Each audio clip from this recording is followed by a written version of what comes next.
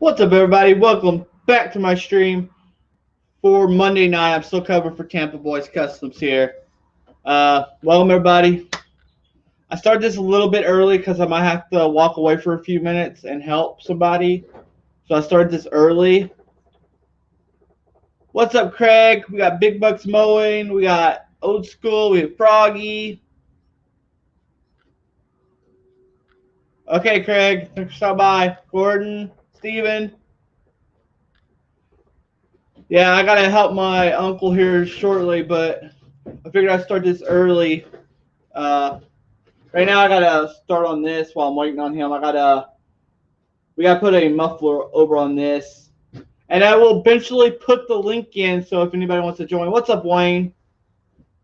Perkins, Mr. Briggs, what up, Scott? We got sun. It's nice and warm here in Texas. What up, Renegade? Back, let me see how warm it is.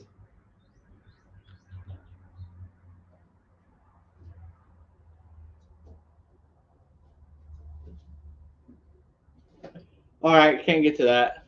Hey, Froggy, thanks for running my watch list. I appreciate it.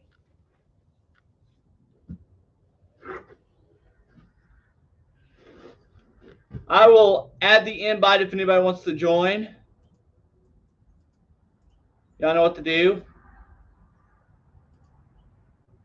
Yeah, a little bit.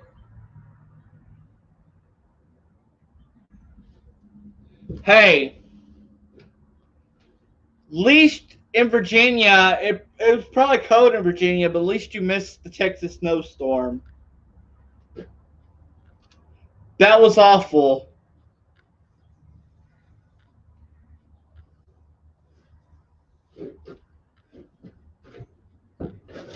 Where did I set my tools? Oh, there they are.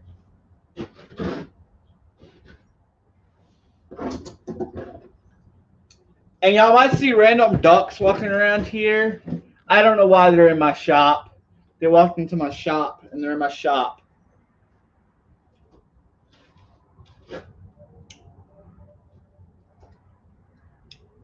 Yeah, it was. Yeah, we just got water back. I'll tell you what, we just got water back yesterday. And I know some people that just got electric back, so.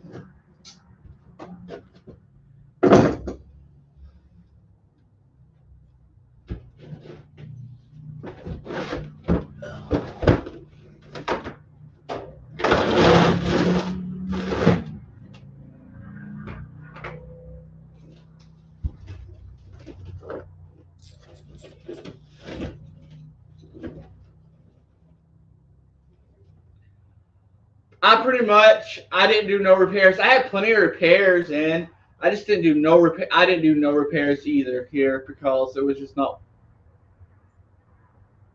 Yeah.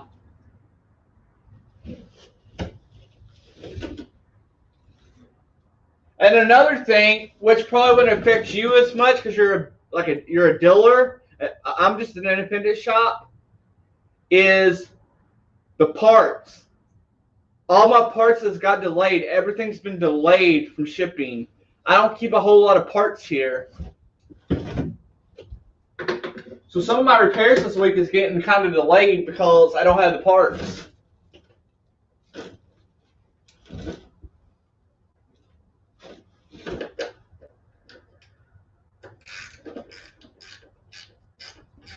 What's up, Sue?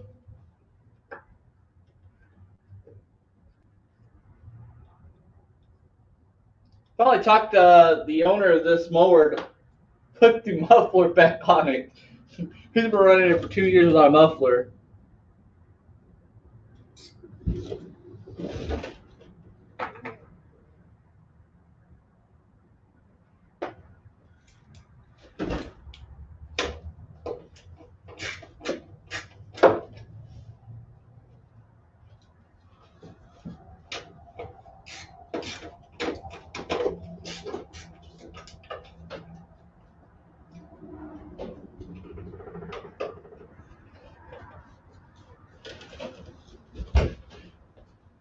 Yeah, I'm working on a Gravely with a. So I swapped this engine out for this guy a couple years ago, This is actually just a frame. He just bought a Gravely frame, and I swapped it. I put this Kohler Confidant on here for him, and he's had his shares of issues with it. I don't know how he keeps losing all the bolts out of this thing. I only got 1 or 2 bolts.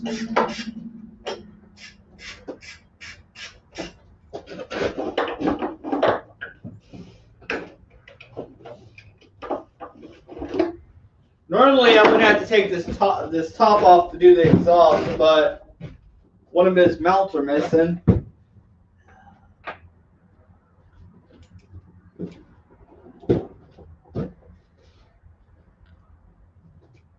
Oh, I already fixed this issue, William.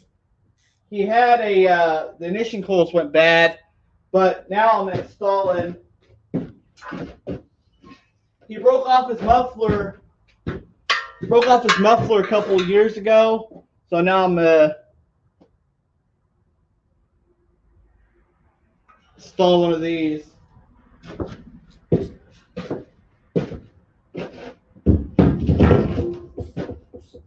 This one came in here with a hydro issue one time. Well, what was thought was a hydro issue, but they forgot to tighten the boat up that releases it.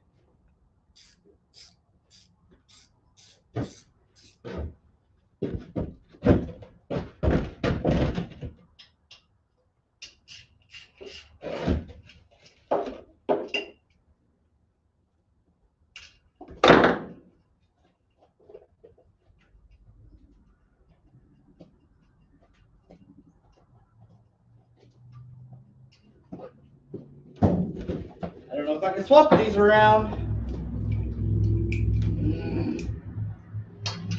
I have to fabricate something up here.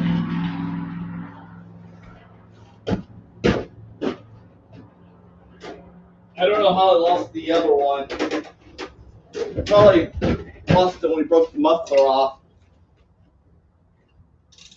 I have to fabricate something here.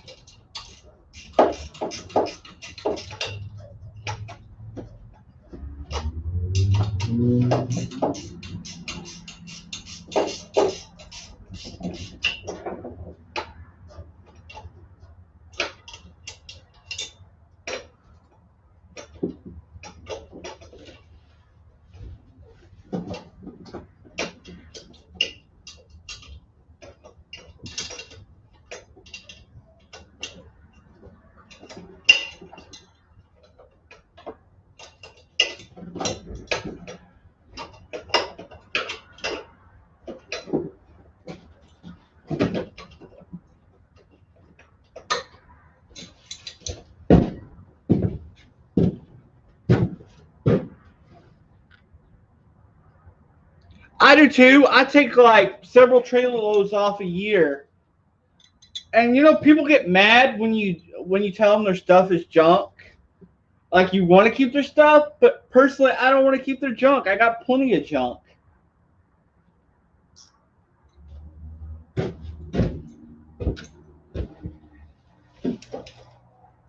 That's not gonna work.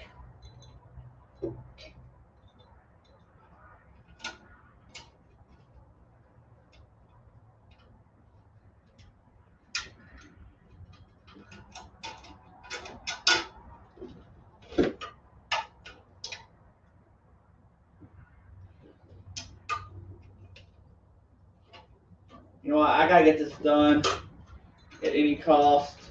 Getting back on the job. So I'm just gonna custom. I'm just gonna modify this. I hate to do it.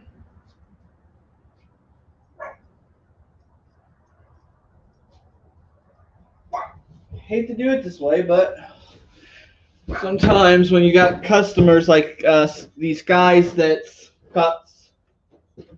mowing yards and they're always in a hurry, sometimes you gotta make do with what you got.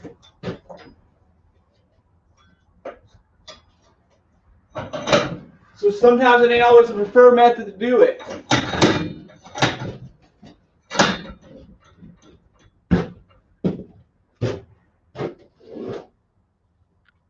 Awesome, Gordon.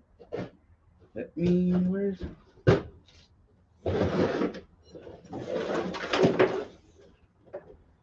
But to getting back mowing yards, I'll do what I gotta do. No big deal.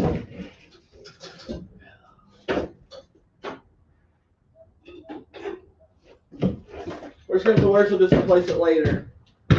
Right now he has backed up with yards to mow, and he needs us back ASAP.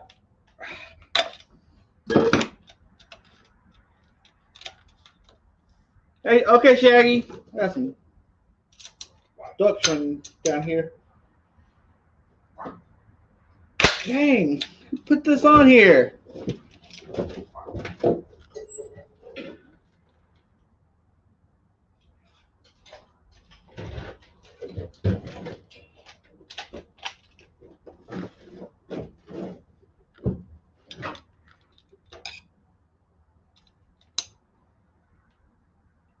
What the heck?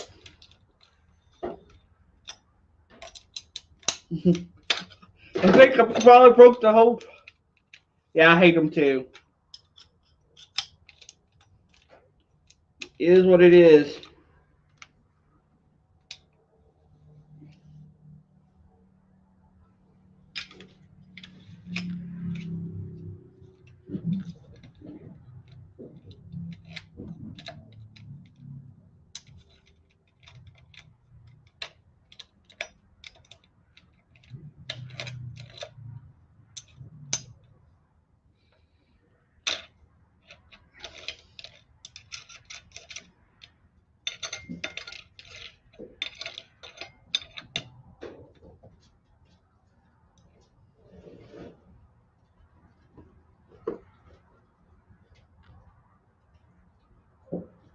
You know, Makita came out with a system for theirs, but then you'd have to buy their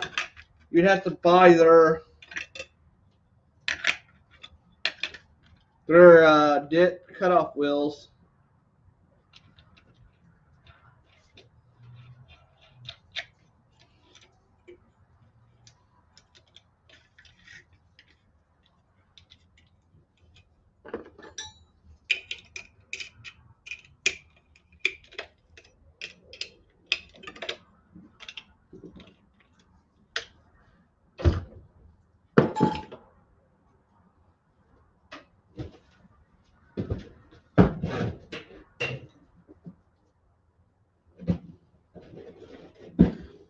You mute y'all for a second, or y'all go death with me.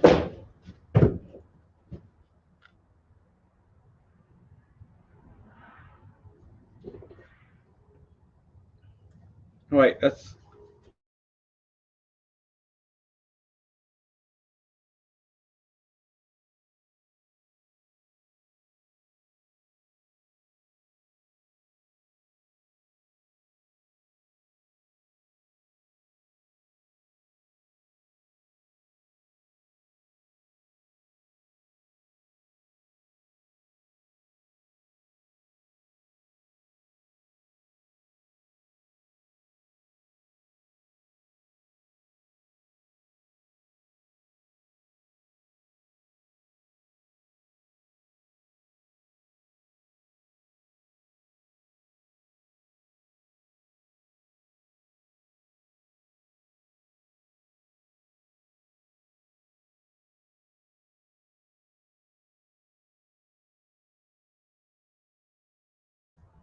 Done.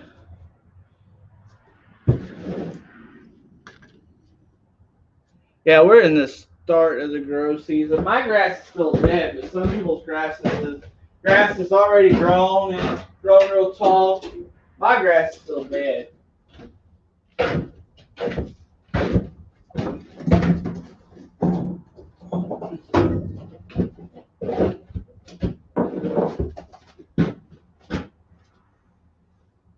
Oh man, y'all see that? Everybody go over to Big Buck's mower. He's giving away a Gravely. I love Gravely's. I had a Gravely commercial push mower a long time ago, back before I started doing repair, small engine repair for business. And that thing would drag you. The transmission in the push mower was that strong. It would drag you. It's awesome.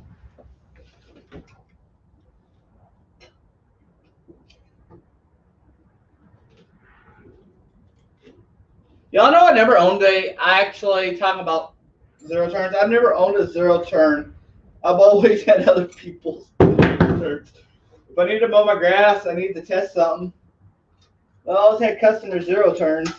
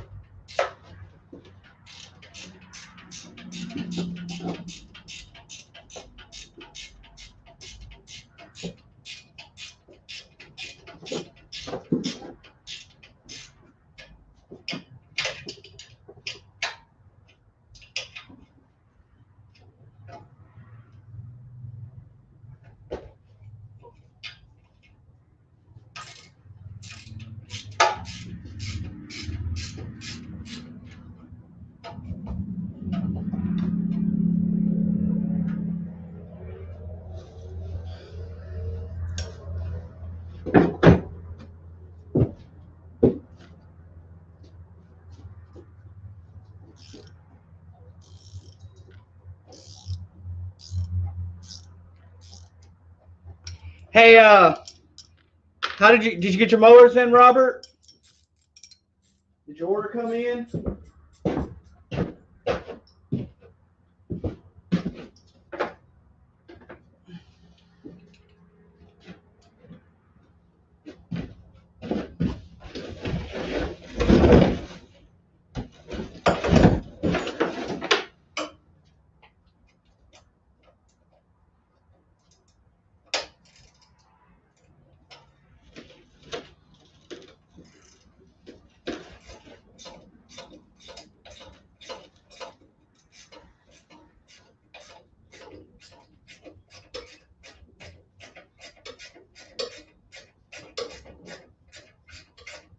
Don't y'all just love? I love when they with studs instead of bolts for exhaust. Those bolts always break off in the exhaust.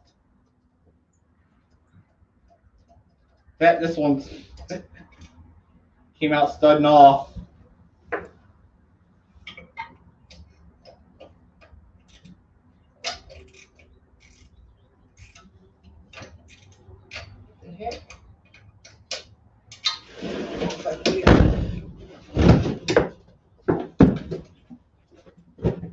Wow.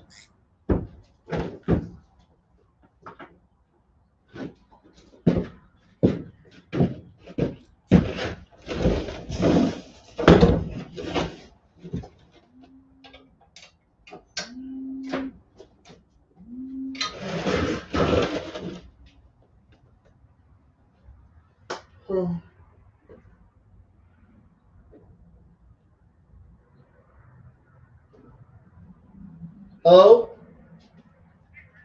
yep. I did. It just didn't come in yet. Yeah. Everything's behind because of the snow. Yeah, I just got my parts. If you need, I mean, if you want to just come pick it up as is, I was able to clean up the old filter.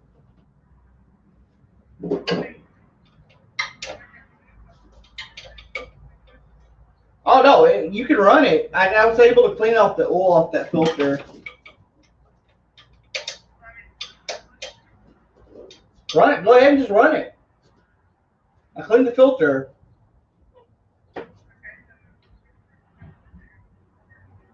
Yeah, it wasn't dirty. It was just clogged up from all the oil. You had oil everywhere. That's what was wrong with it. I had to clean. So with these mantis, you have to watch how you set them because they're four-stroke, and if you set them in a certain way for a long period of time, they'll oil over time will seep past the rings. Yeah. So you gotta leave it setting up somehow. Yeah.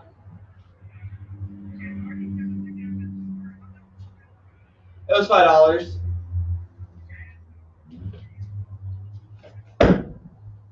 Oh, I won't charge you anything. Just stick a filter on there. I'll take a second.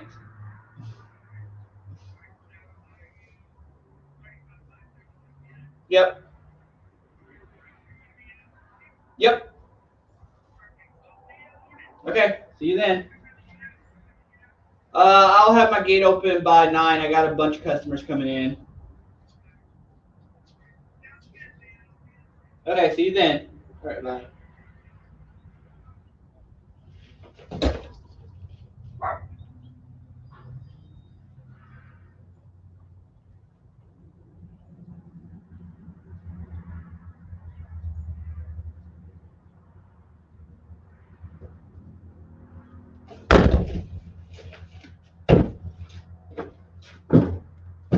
Guys, I'll put that link again in if anybody wants to join. I'm sorry about. I keep meaning to put the link back in. We got 15 people in the house. What's up, everybody?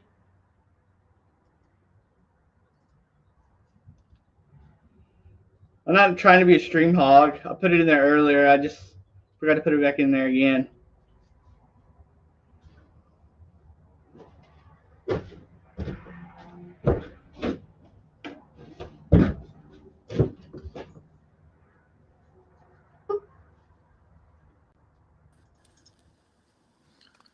What's up, William? Hey, how's it going? Going pretty good. Are you good? How's the weather down there? Better? Oh, it's nice. It's warm Good, now. good. What's up, Ronald? It makes a difference for y'all, don't it? What's up, Patch? What, you working on a gravely there? Yeah, I'm installing an exhaust for a customer finally. Probably got an exhaust after it broke it off a long time ago. Yeah. I got a gravely. I might already told you, but I had that gravely. Huh? I might already told you this, but I had that gravely, and I was thinking I'd change the battery on it, throughout the years, and I started having trouble out starting. I said, well, I just changed that battery, I thought. And I started messing with that battery, and I said, well, I guess I hadn't changed it. That battery was like 15 years old. Wow. 15 years old. 14 or 15 years old. That's unreal. This day and time. Yeah, I'm lucky. I feel like I only get about a year out of a battery these days. Yeah. 3 years max anymore. Yeah. 2 to 3 years max for me. That thing is right at 15 years old. I said, well, I didn't. I said, maybe I didn't change that thing. No, I mean, that's the best battery I've ever had. Yeah. So, unreal. Thanks, Gordon.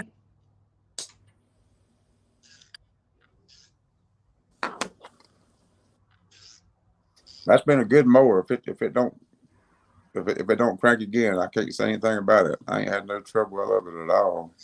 Probably shouldn't be saying that, but it's a homeowner's edition, but it's got a commercial engine on it. The color command. It's all how you maintain them, really. Yeah. Oh, I change the oil every year and blow it off every time I get done and take care of it. I don't abuse it. Usually, the homeowner ones I see that has issues is because I mostly work on commercial stuff, and people are using homeowner grade stuff for commercial. Oh So yeah. they're mowing probably 5 to 10 yards a day with a Yeah. mower not meant to mow but one a Yeah. week. Yeah. That's all I did with mine. Basically, mine back when my dad was living, I mowed his son, and which I really ain't but like 2 acres altogether, so ain't bad. What are you doing? What are you doing now? Working on the exhaust? Yeah, I'm installing an exhaust on it.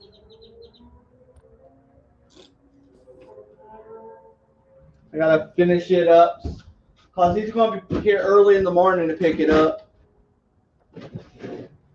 You got all the pieces you need?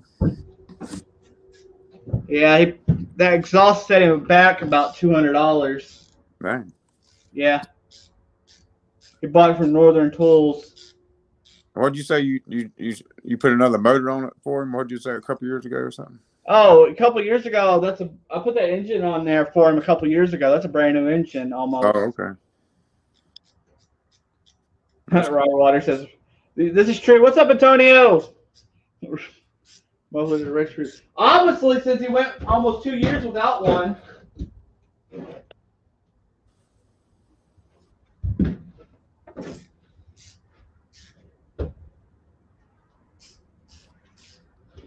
Oh, he didn't have no exhaust for 2 years? No muffler? So what happened was he had one just like that one, Yeah. and he ran into a bush. Oh. Yeah.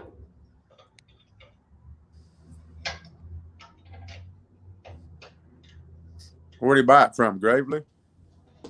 No, he bought it from Northern Tools. Oh, okay.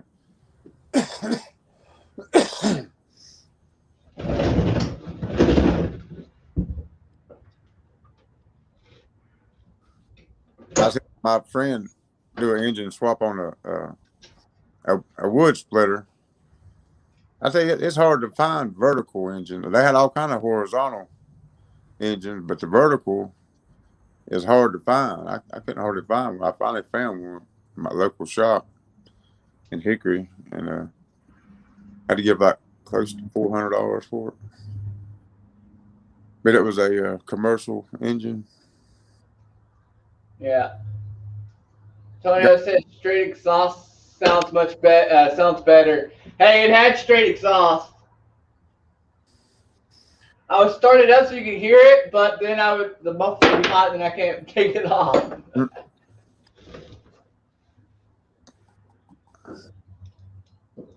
Sounds like a Harley. I might have asked you this before. Have you ever changed the engine in a wood splitter? What's that? I can't hear you. I'm sorry. Have you ever changed the engine in a wood splitter? No, I haven't ever worked on one of those. That's just something I don't see in Texas that often. Yeah. Around here, there's a lot of wood splitters. If you ever do, they told me it has to be a special kind of engine. You can't use a lawnmower engine. Yeah, I figure it'd probably be much different than changing an exhaust on a engine on a tiller. Yeah, because they said like a lawnmower engine, the blade is part of the flywheel counterbalance. Yeah. Put a lawnmower engine on a wood splitter. I mean, it'll crank up and run, but it's not governed right. That's what they told me. Yeah, Robert's right. So The ones for the tiller, the vertical ones for wood splitters have a heavier flywheel, so you can't use a push mower. So if you ever take a blade off a push mower and try to start it, it'll actually about break your wrist from the recoil. Yeah, yeah, And that's because the blade acts like a secondary flywheel yeah. because they got a light flywheel. That's why I was trying to say in a roundabout way, but you said a whole lot better than I did. I don't know all these technical terms like you do. Yeah. That's what, yeah, that's what I was trying to say. So if anybody on here ever tries to change the engine in the woods, get the one with the cast. I think it said cast flywheel. That's what they told me at my local shop. Yeah, if anyone would probably know, it would be Robert Waters and Built Over Bots. Him and his family's been in the dealership business for a very long time. So That guy said when he calls Briggs to order the engines, they ask him what it's for. They ask him if it's for a lawnmower, a wood splitter, a pressure washer. I think a pressure washer is the same deal. It's got to be a heavier flywheel because you don't have that blade. So that might save people some headaches down the road.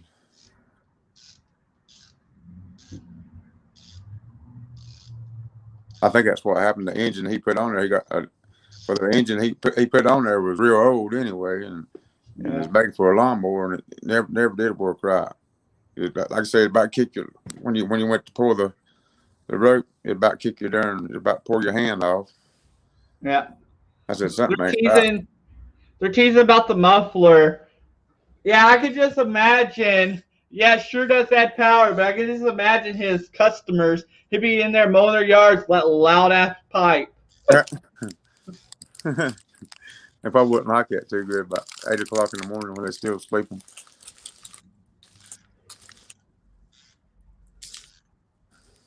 That's what they said about battery powered stuff.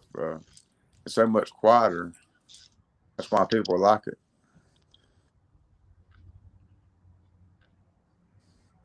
Not all, Antonio. Some log splitters do have vertical shafts. It's rare to see in a log splitter, but This one does. and some pressure washers have vertical.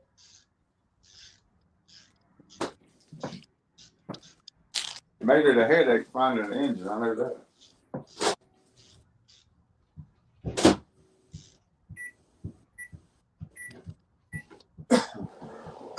Well, it's only about Uncle Buzz. It's only about the flywheel weight because, like I said, on a push mower, the blade acts like a secondary. Flywheel. The weight. There you go. Rubber Water says a pressure washer engine, a vertical pressure washer engine, will work on that log splitter.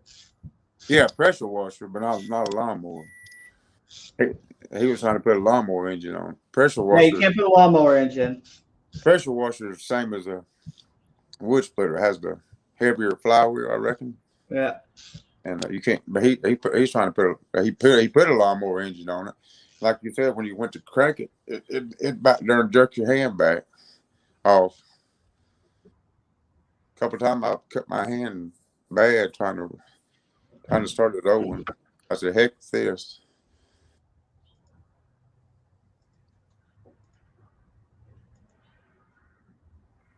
But he put it like a. What's up, Doc?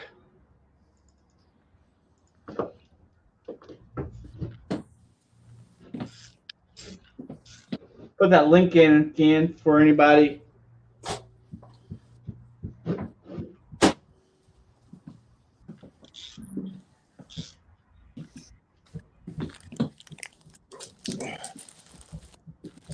Yeah, Scott, like the Honda ones, the fancy Honda ones, has the blade clutch, but if you get like a cheaper push mower, which would be more common to see, you ain't gonna have blade clutch.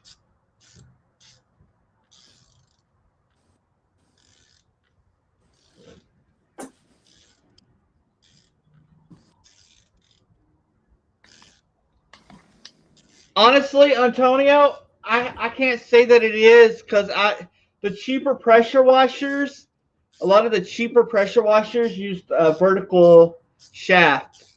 The more higher dollar ones used a horizontal shaft. But a lot of like the cheap ones was vertical shaft. I've had a couple.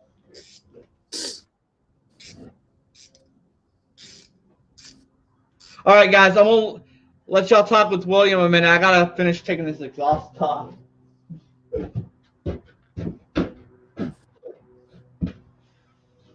I can't see the chat, so I can't see what people are saying. Yeah, hold on, guys. Give me 1 sec. I'll be back.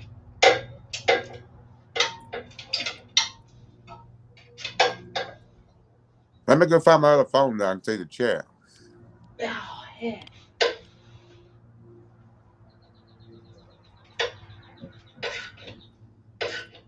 Oh, somebody else come on up on the screen. Yeah, someone get up in there. Say DNR yes, company while working. is DNR not? Are you not on here? Where's Shaggy at? It wouldn't be so bad, but I can't hear much from this computer screen. Where's Shaggy at when you need him? Yeah, right? I can go get my other phone. I can see the chat then.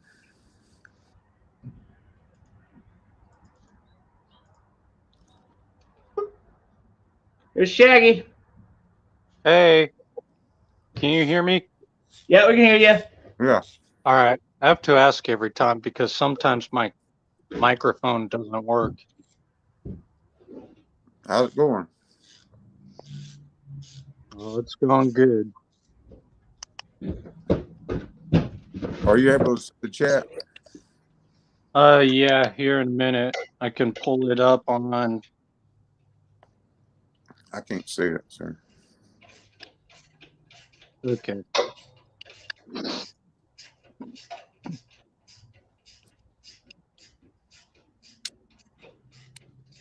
Man, I don't know who installed this original exhaust through his hay hose. Oh wait, that was me.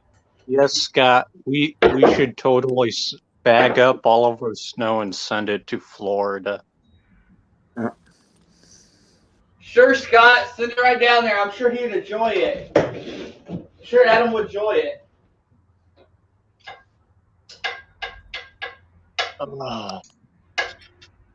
Okay, I'm logging on to my desktop now so that I can read chat from.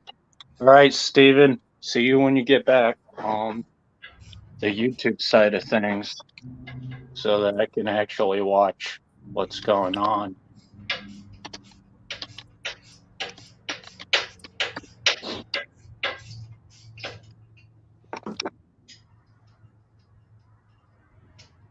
Oh, Brandon, the other night was complaining about not having nicotine. Yeah, my dad went out and got me some nicotine the next day. So I've got like 3 big bottles of juice. Wow. Of what?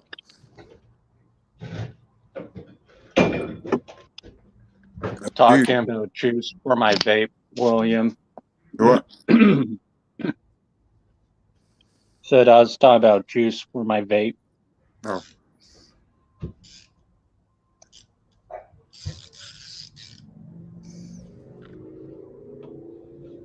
Oh, let me see here.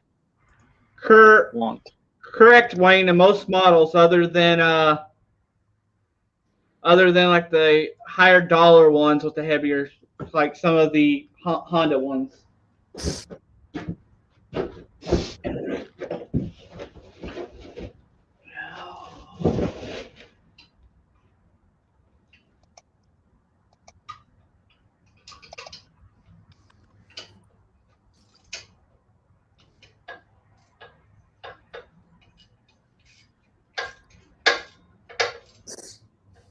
Oh man, this is gonna be rough.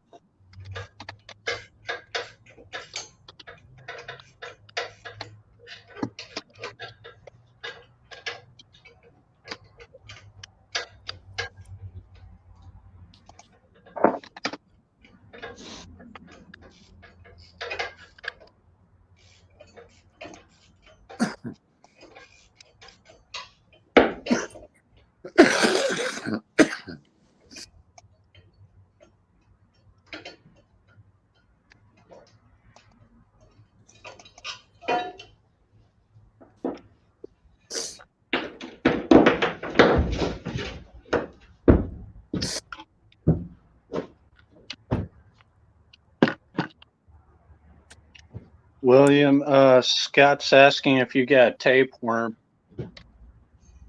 If I got what? If you have a tapeworm. Yeah, I got, yeah. That big one. I eat all the time. I even try these right here.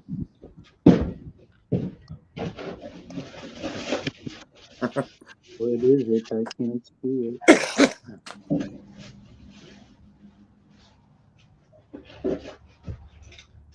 That's from a dog. He loves them.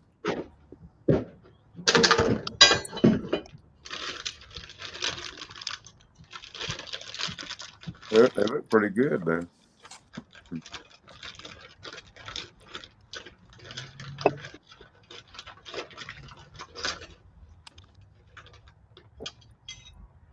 Yeah. Okay, I'm confused. Robert, where are you? What the heck are these? I never seen these plates before in the kit. Wait. We gotta. I don't remember that being in the last kit. Those are hard drives. They increase the fuel capacity of the fuel tank.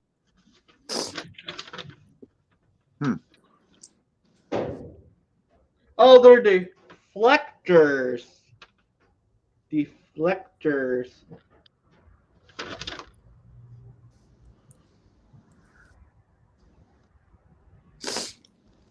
Deflectors. Uncle Buzz is asking why does it glow? I didn't see them in the last kit. But what the heck? Music just randomly started playing on my computer. Spotify. I hit a button and Spotify started playing. They're deflectors. I read. Who else is on here? I'm not putting them on. I'm too lazy for that. Got Robert, me, William, and Brandon. Oh, Robert here. Hello, Robert. Hey, I just came on because he asked me a question. Oh, okay.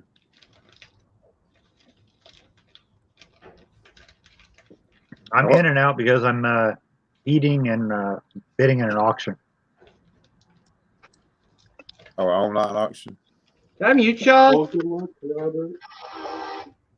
Hold on, guys. I muted y'all. Now y'all are back. I'm sorry. I muted y'all. What kind of auction are you on?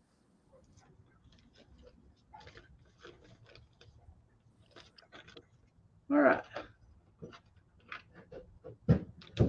Can you hear me, Robert? Yeah, sorry. I'm bidding on some stuff for some metalworking tools, some press brakes, a few other little things. Yeah.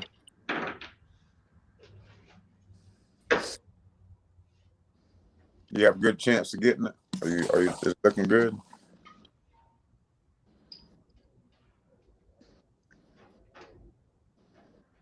So far, I'm winning, but the auction, I don't pay full price for stuff, so I may not. It depends on if anybody there that actually wants it. Yeah. Are you the one that Brandon said your family has a business for a long time, dealership? Yes, we've had a Briggs dealership for 27, 28 years. My father's had a mower shop for longer than 40 years.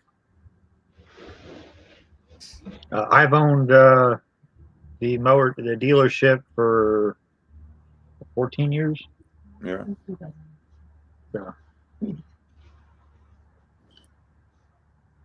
So I guess you heard us talking about the wood splitter engine, right? Yeah, I answered in the chat. Okay. I'm the one that said the flywheel. I can't see the chat, so I just got I was the one that was one of the ones talking about the fact of the weighted flywheel. Yeah. That's what they told me. I had never had anybody else tell me. I just wanted to make sure that was correct. That's what I thought. Yeah, all your I think Kawasaki, I think mainly has a weighted flywheel. Honda, some of them do, but Briggs is a special order. Yeah.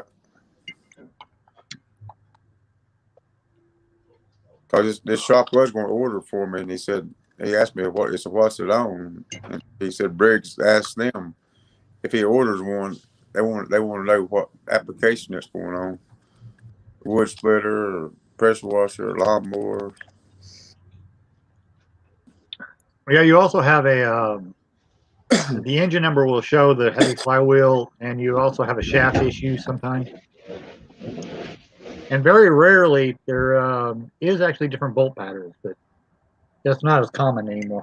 Yeah.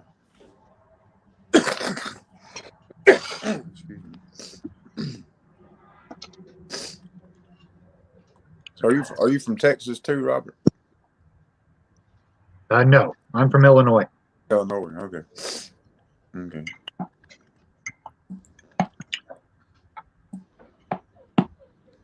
How's the weather there today? It's actually quite warm.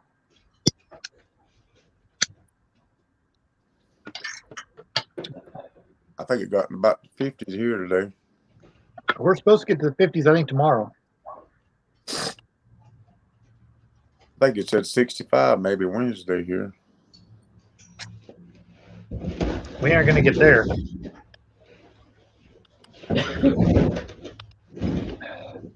Your pressure washer should have a cast flywheel. You probably have a plastic fans on the flywheel, Scott.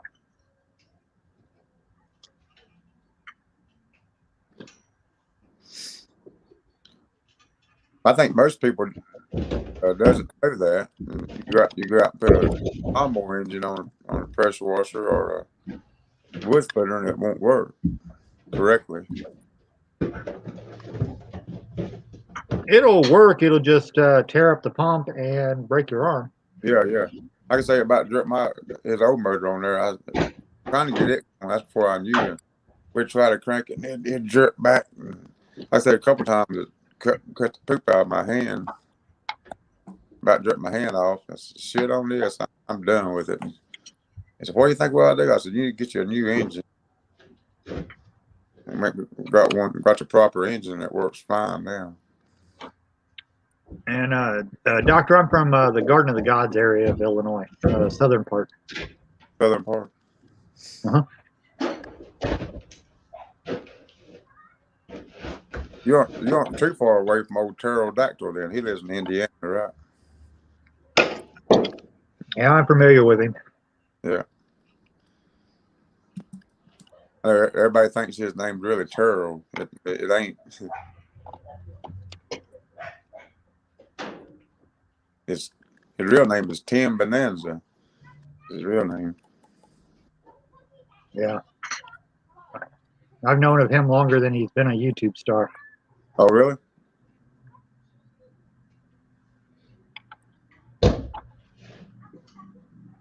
Oh, his brother's real big in Briggs, isn't he?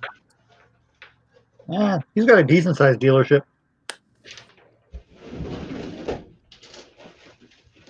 Where's he at? Illinois or Indiana? No, he's in Indiana, not far from where Terrell is. Okay.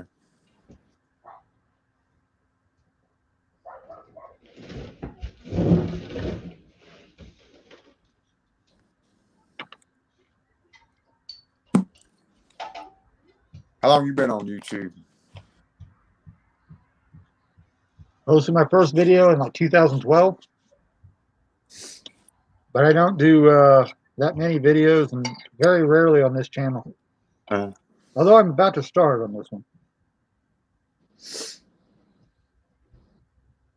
You can make some money when you get on up there, I reckon. Oh, I'm not going to do lawnmower stuff. Nobody wants to see it done right. I do.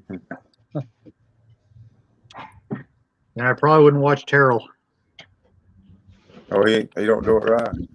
No, he would be fired from my shop the day he started. I like people when you leave everything in. Don't edit out the hard stuff. That's what happened in real life.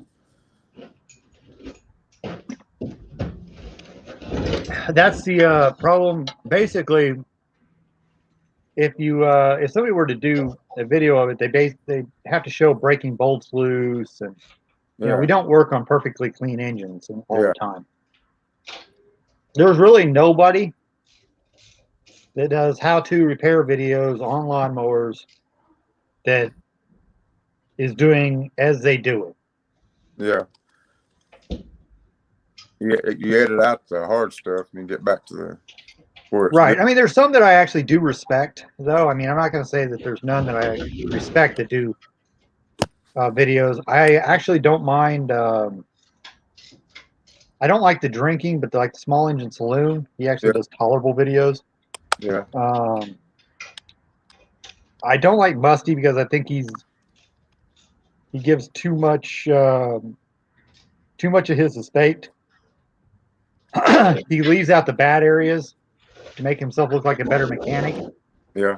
It's not realistic. Let's see. Trying to who else? I've seen a few of them. I've watched them, but Double eyes pitch or something. that's probably more of the Musty One era. Yeah. I wouldn't trust those videos really.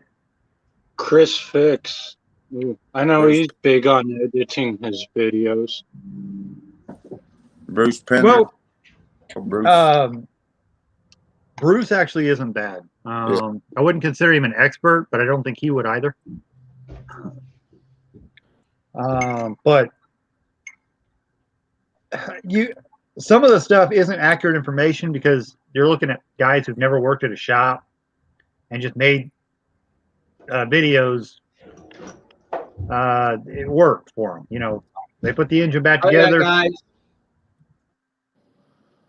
And it works. Therefore, they say they fixed it. Yeah. There's a difference between what they do and what I do. When an engine leaves my shop, every spec is correct. Mm-hmm. I have a different standard. So I see what you mean. I know what you mean. That's what I would do. I would check every. I wouldn't do, knowing something was bad. I wouldn't leave it. Leave it bad. I would tell them, at least tell them that, hey, this is bad too. We're just getting ready to go bad. Because I think the where I got the issue is they don't have access to like service bulletins or any of that information. It's probably a little bit of where I say that some of the problem comes in on some of them. Yeah.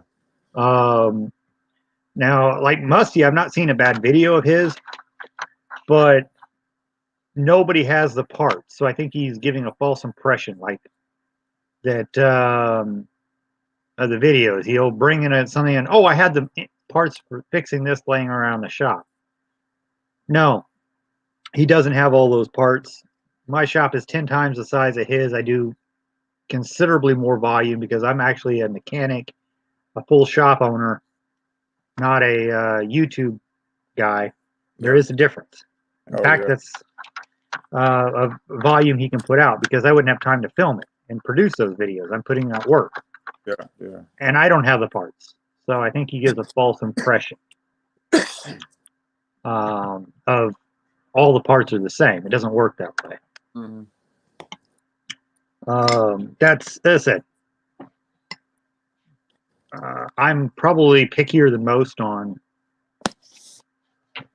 who gets,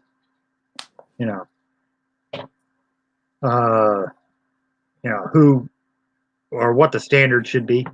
Yeah. That's why you ought. I think that's what you ought to do though. If somebody brings you a engine or whatever in the shop, you gotta. If you see something else wrong with it, tell them. Besides, 2 weeks later, before they're bringing it in to have that fixed, go ahead and fix it. Have it right. Do it right the first time. We have a motto where I work at: do it right the first time. I like that. I think that's why we've been so successful. Well, I just think there's a benefit to training and going to factory and learning about updates, like which I just think that a lot of people don't have access to it. That's why I say I'm not knocking all the videos. I'm just saying that there's a difference. I guess you get on that Briggs and Stratton, that power portal they call it. Yeah, I have access to Power Portal, and I've got roughly, let's see, 20 or 30 vendors that we have to deal with, different systems we have to get into. Now, I saw last year where Briggs and Stratton filed Chapter 11 bankruptcy. How are they coming with that? They're out of, they were sold. Oh, So who bought them? I didn't know that. basically a investment firm bought them. Oh, okay. There'll still be Briggs and Stratton there, right? Yes. Okay. I didn't know that. The only thing that I'm under the impression of that probably isn't public knowledge is they're supposedly going to sell off Ferris, Simplicity, and Snap. Mm-hmm. So I hadn't heard that. That's just a strong rumor. Yeah, I didn't know that. I saw, they went Chapter 11, I think it was, bankruptcy, and that's the last I heard. So yeah, they were actually sold off out of bankruptcy.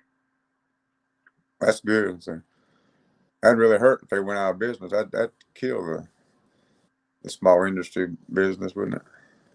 I actually have only sold 2 Briggs engines, I think, in the last, 3, in the last 10 years. Oh, really? I don't think there is a school really that's legit getting into small engine repair. The only thing you can do is go get a job at a dealership. Mm-hmm. I saw online that it's called Penn Foster. Have you ever heard of that? I've heard of it. I've never taken a course. I think Brandon has. A guy I know, he took the course and he didn't finish it, and he gave me the material, and I started looking over it. It'd help somebody that didn't know nothing about them, but as far as advanced, I don't think it really helped the advanced person. The best thing is hands-on. You can read a book all day, but until you get in there and do it. I went to factory training when I was probably 13, 14 years old. Yeah. I went to factory school. That was my first training course. And Briggs, in my opinion, they have probably some of the better training. Briggs and Stratton does. Yeah. Or at least they used to. Again, now all you do is take an online test for Briggs, so it kind of sucks. Yeah. But I would say they still probably closer to this stuff than anybody else. I went to training before I got interested in wanting to do the field, so I didn't do any Penn Foster stuff. Oh yeah. Yeah, I was kind of forced into it. Yeah. And dealership license is different than anything else. That's actually just a tax ID. Mm-hmm. You actually get franchises more for dealership. Anybody, can get a dealership or a license to have a business. Yeah. How big is it? What do y'all sell? Just all kinds of stuff. I've got a Hustler franchise as far as mowers, and a Bobcat franchise. Yeah. For mowers. As far as actual large equipment. Mm-hmm.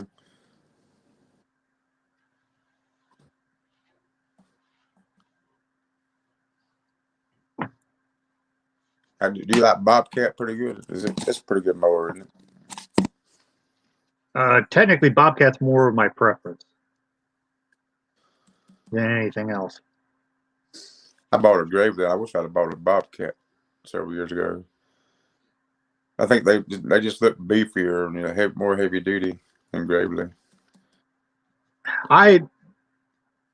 Gravely's not a bad line.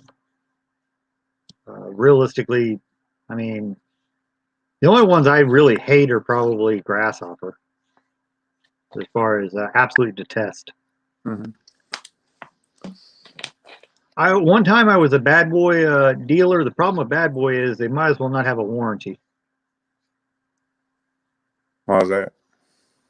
They only have a 1-year warranty Yeah. anyway, and they are really difficult to get to cover anything. Oh.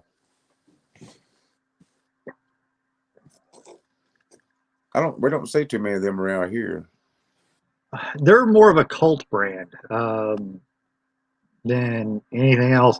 Bad Boy, if you get a Bad Boy dealer, he's going to be a drink the Kool-Aid guy. Everything's Bad Boy until it goes bad, and then nothing's Bad Boy. It's an all or nothing. Yeah. It's just that's just the type it is. That's why I considered it a cult. Yeah.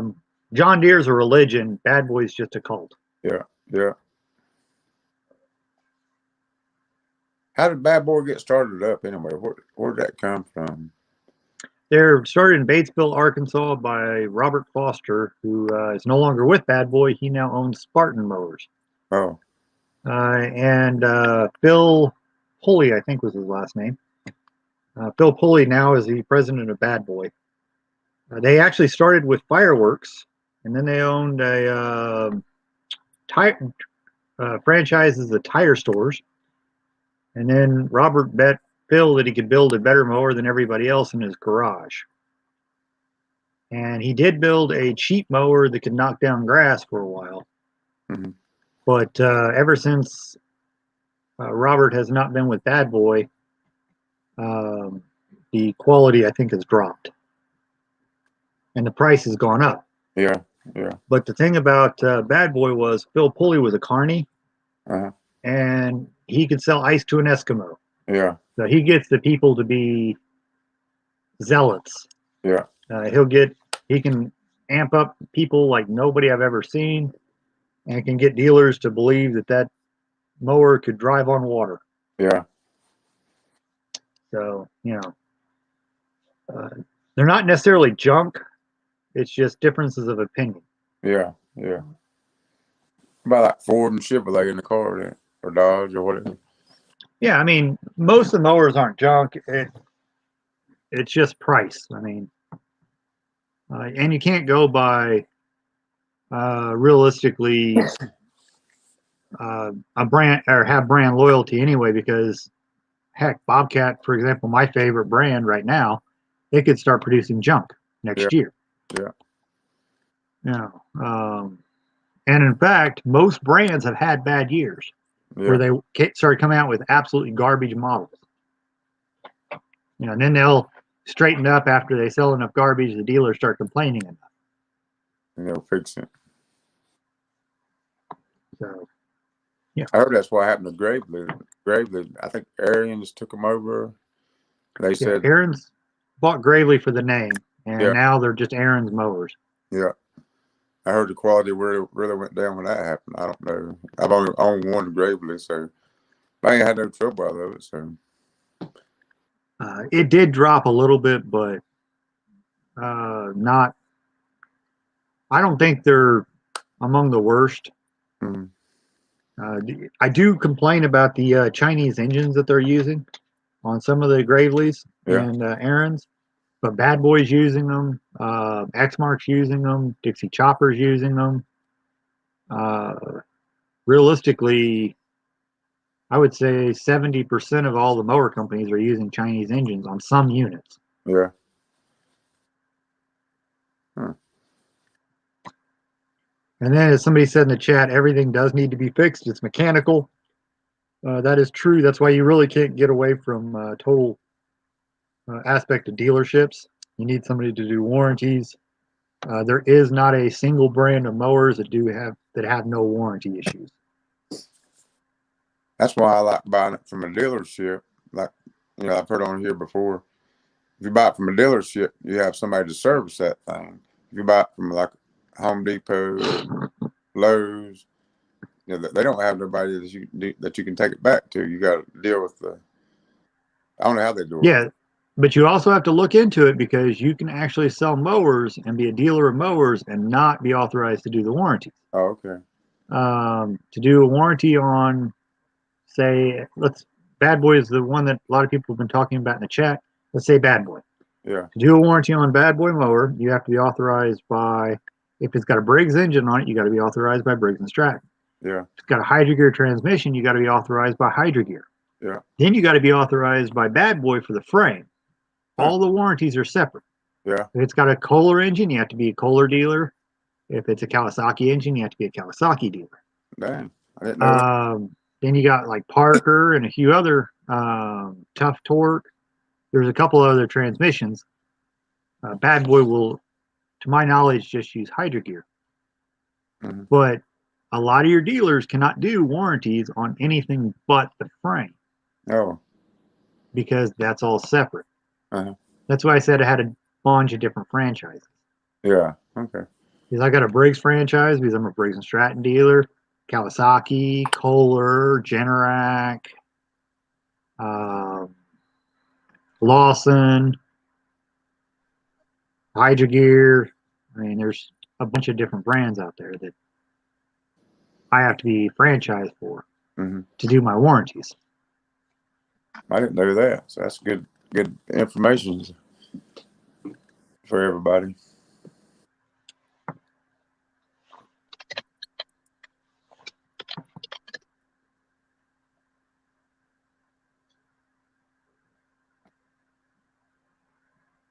Is that a big part of your business, the warranty work? Not totally. Realistically, if you take care of things, you don't get warranties. Yeah. I'm just not saying that there's any brand that I've never done a warranty on it. Uh-huh.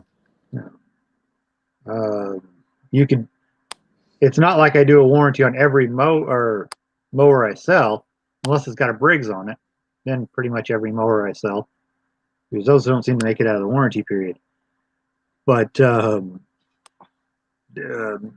everything every once in a while, like every 50, 60 mowers you sell, you'll get one that has a problem. Yeah.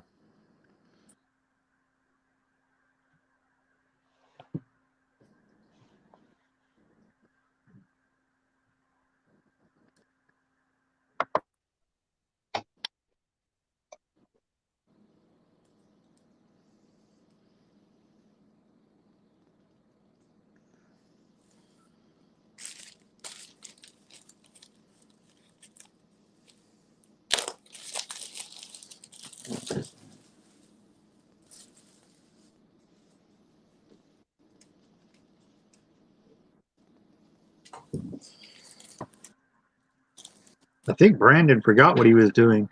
Daddy had to go to the hardware store. I think you did. He just left us here, and I guess take over. What he said, they told Shaggy to whoever to. I can't see the chat, so I don't know. Yeah, I'm keeping up on the chat. I was oh shoot.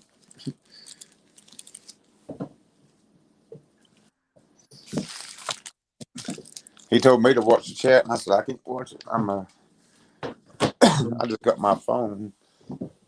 Mater. Got something for Mater. Yeah, I think he is on live. Hey, Mater, that stuff I'm sending you is all boxed up, ready to go. And now that the snow is finally melting, I can get out there and get it shipped to you. So that should be going out this week, Mater. Okay, Gordon's. I think that question was probably aimed at me as far as what about if you buy from a DIY garden center? It all depends. Sometimes they'll have an agreement with a mower dealership such as myself that will do their warranty work. Most of the time, the difference is you're the last one to get your warranty work done. So if you actually want it fast, you want to go straight from a dealer that can do your warranty. Because what happens is the guy that bought a mower from me comes in, wants his mower, warranty done. he goes to the front of the line, or even a guy comes in and wants his mower fixed for some reason. Yeah. He goes ahead of the other guy who bought from a garden center. Yeah. Because, especially if the garden center brings it to the dealer, he's in the very last of the line because you never have to see that customer. Yeah. So you'll get it done. Maybe sometimes if they're not backed up, they're not going to sit on it just because. You may get it in a day or so, sometimes even a couple hours. But if he's a month out, you may be 2 months getting your mower fixed. That kind of makes Yeah, sense. I used to work at Ace, specifically one of those garden center ones, so it's mostly garden stuff. And I don't know what their policy is on mowers because we've never had to deal with mowers. But like the chainsaws and stuff, anytime they needed warranty work, customer would just bring it in and we'd give them a new one. You would just replace it with a new chainsaw? Yeah. I never heard of that. This was years ago. That had to not be very profitable. What brand? I imagine it wasn't because we were an authorized still dealer, and 2012, well, it wasn't 2016, I think. Yeah, 2016, not a good year for still. Well, I don't know if it was decision on corporate side or if it was just problems on the manufacturing side, but still had a lot of problems. So working at Ace, we sold 100 stills a week, but at the same time, we were bringing in 40 or 50 a week for warranty. Wow. That's not good numbers, is it? I'm Mater, not sure what deal they had, but damn. I didn't work there very long. That store had all sorts of issues. But to answer Mater's question, it wouldn't be very hard. You just gotta find someone skilled with woodworking. Like, I'm skilled. I could do it, but I don't have the tools. So as long as you know of a machine shop, for lack of better words, that does their work on in wood, you should be able to get stock made.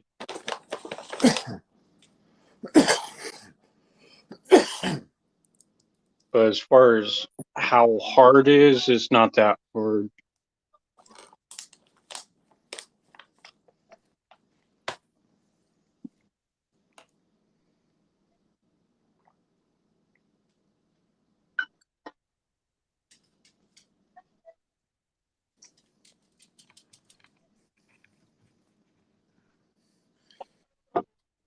Oh, Brandon's still MIA, ain't he?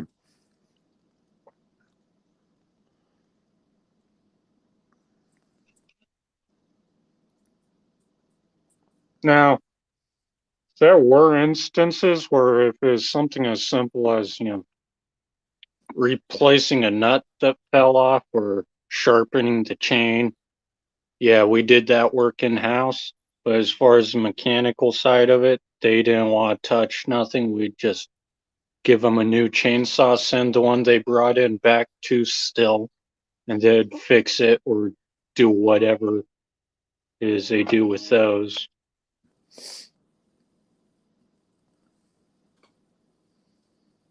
That's pretty good for the consumer, but bad for the business, I reckon. Yeah. You get a new saw. That's why they kind of audited it, especially if there's common issues. There's not that kind of markup on chainsaws, so that hardware store was losing their shirt. Yeah. I'll be back, guys. thought you was already gonna be back. It's gone for half an hour, comes back. Hey, I'll be back, guys. That's great. But yeah, there was all sorts of issues with that store. There was a fraud. His manager was committing larceny. The other manager were committing. He was probably taking the saws and what much wrong with them and fix them and sell them. It sounds like on Steele's pocketbook.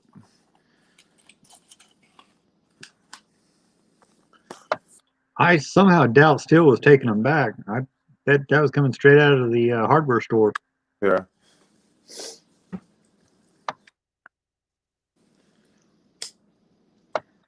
Gordon, you said your dealer was shut down for COVID.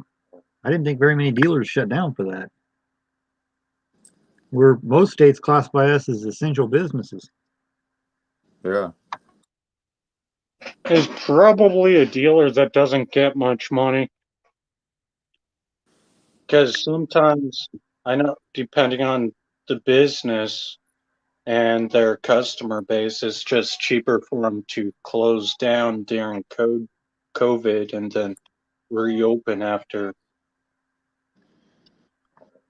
Might just be In a perfect world, Scott, it would be first come, first serve, but we do not live in a perfect world.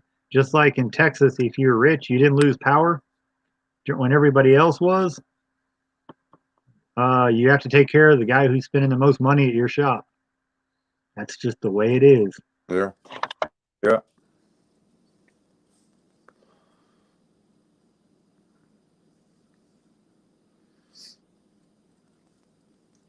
Like these people that cut grass. I mean, if you're servicing 12 or 13 machines of theirs, and they're bringing you in $1,000 a week, you're gonna put them first over anybody, really. It's just common sense, right? Common knowledge, really. Who wouldn't? You take care. You scratch my back, I'll scratch your back. Kind of motto. Well, it's just realism. I mean, you're going to take care of the guy who's always coming to you. Yeah. Because that guy that comes in, I want my mower fixed right now. He may never come back. Yeah.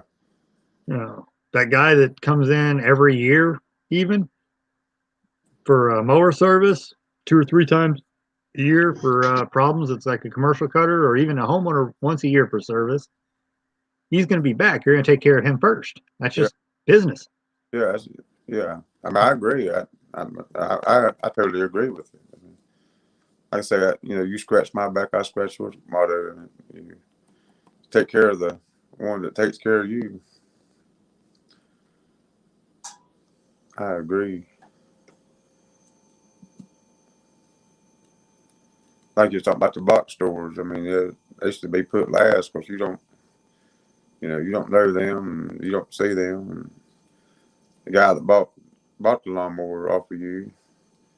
I think the dealers, does the dealers tell the people how to, like chainsaws? I don't know how many chainsaws I've seen people just use straight gas in it. They don't know to put mix in it.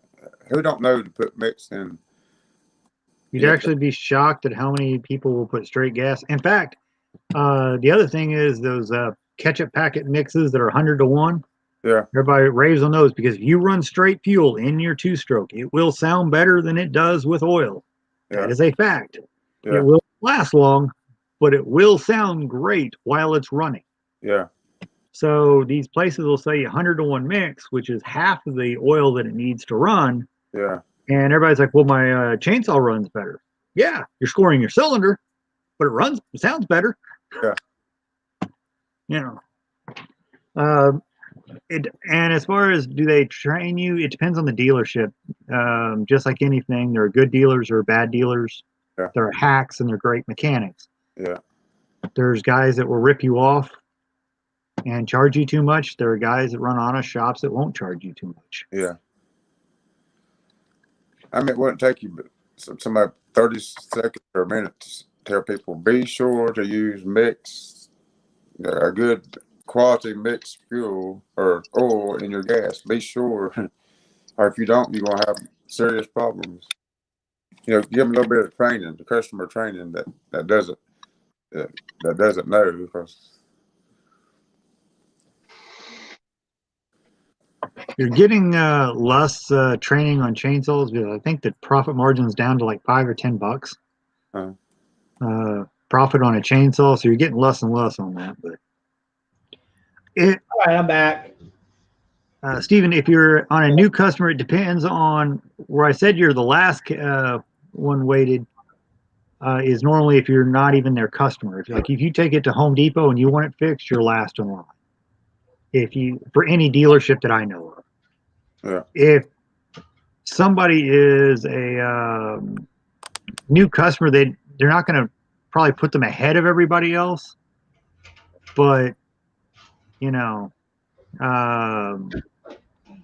realistically, we can't hire enough mechanics. So if you take a lawnmower into a shop for repair and you're not a servicing customer, you're not going to get it right away. Typically, not in peak season. What's up, Rick Small Engines?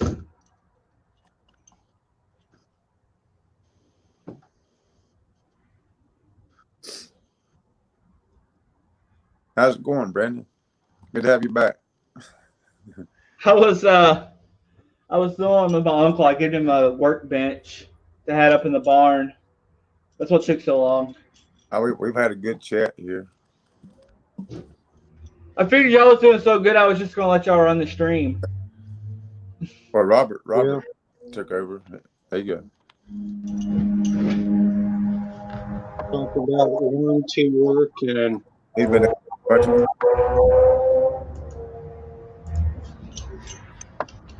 We figured you were just transforming yourself into a duck. Yeah, y'all seen those? I don't know why they're in my shop.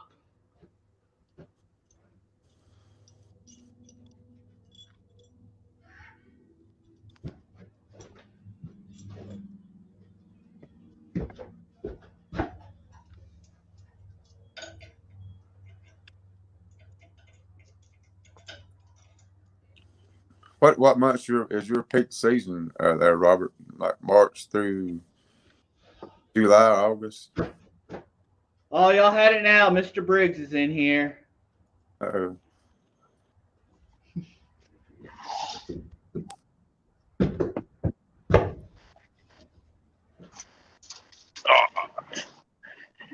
You breaking anything yet? Not yet, but I'm about to right now. What's up, Rusty? Not and dealers around here. Oh, Brandon. Around my area. Brandon, you missed They it have the to other work night. on them. I missed it. Me, Mater, and Mike Hodge decided we're going to take your shop and turn it into a nightclub. Oh, I walked in on that, and I have to tell you, Shaggy, nobody wants to see that of my mama. Nobody wants to see that. I see that comment, Shaggy. Nobody wants to see that. If you're gonna turn it into a nightclub, it's got to be a titty bar.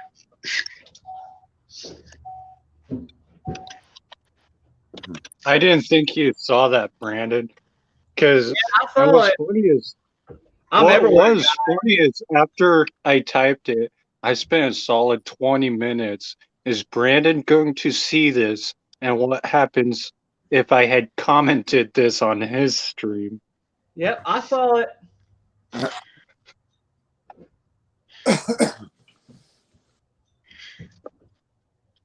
You still there, Robert? No, I had a white outdoor power equipment dealer in my area back in the 80s. And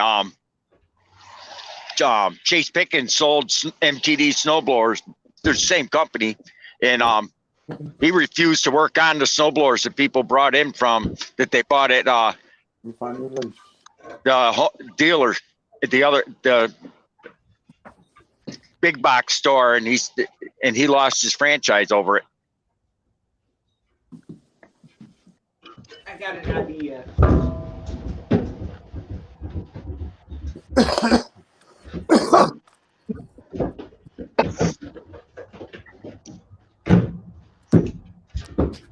I'll answer that in a little bit, but I'm busy with the auction. I'll be back in about 2 minutes, at least.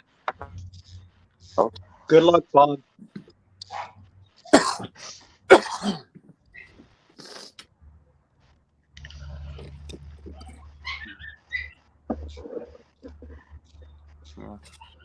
Yeah, wouldn't it be nice a day that I don't have to modify something to work? Of course, then I'd be bored. I'd be bored out of my mind if I didn't have to modify something to work. Hey, wouldn't it be nice if all 50 states got snow? No. Says you. No, I actually enjoy the snow. Man, every time I look at your intro, is that a motel on the other side of where you live? No, it's apartment complex. They finished it. Look. I don't know if y'all can see it. Damn, that looks so weird. You look like a hillbilly farmer next to the outskirts of a city. Pretty much, and I am a hillbilly. I'm from Eastern Kentucky, so I am a hillbilly. Well, I know that. There's nothing wrong with hillbillies. I'd rather a hillbilly than a city slicker. Yeah. Well, I was streaming last year and joining live streams anytime I could. I was doing so from a motel. It's a weird place, weird background, but it's just motel everywhere. So. Oh, that's this one.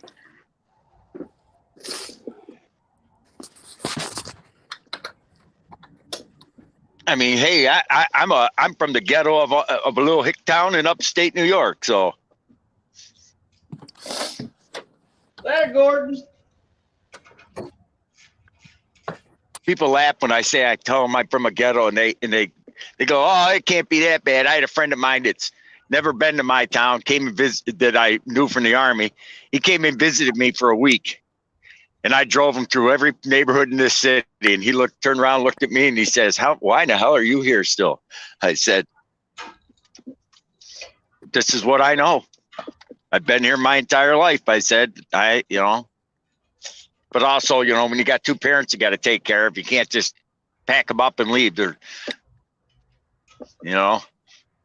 What part of New York are you from? I'm up near Binghamton. Binghamton. Never heard of it. How far is that from New York City? We're in upstate. New York City ain't part of us. Oh, okay. How far is it from New York City? We're like hours away, like 5 hours away. Oh, okay.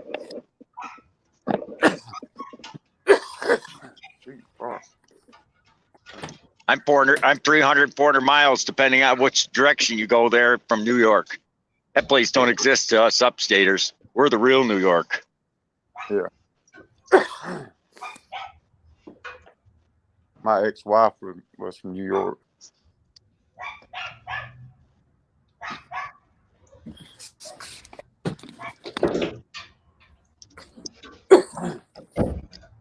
You're from Western New York. I'm surprised you ain't heard of Binghamton.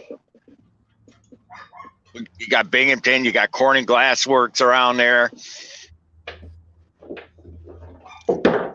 Corning Glass is all over the world.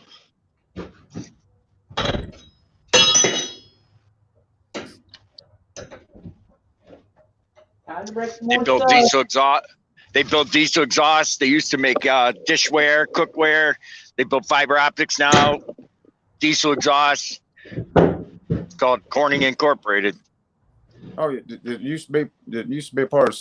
It's called Secor, Siemens Corning. They split up. Nope, Corning was just Corning Inc.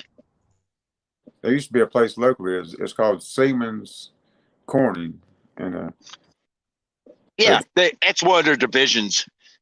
Fiber optic cable. Then now it's just called Corning. It's just called Corning now. Okay, sorry, I'm back, by the way. Good to have you Corning back. bought them out. Yeah, now it's just Corning. So. Yeah, they're up in Oneida. This plant is in Hickory, North Carolina. Go locally. Well, they got one in Oneida, New York, too. Yeah. I don't know how many they got. Corny's got plants all over the world.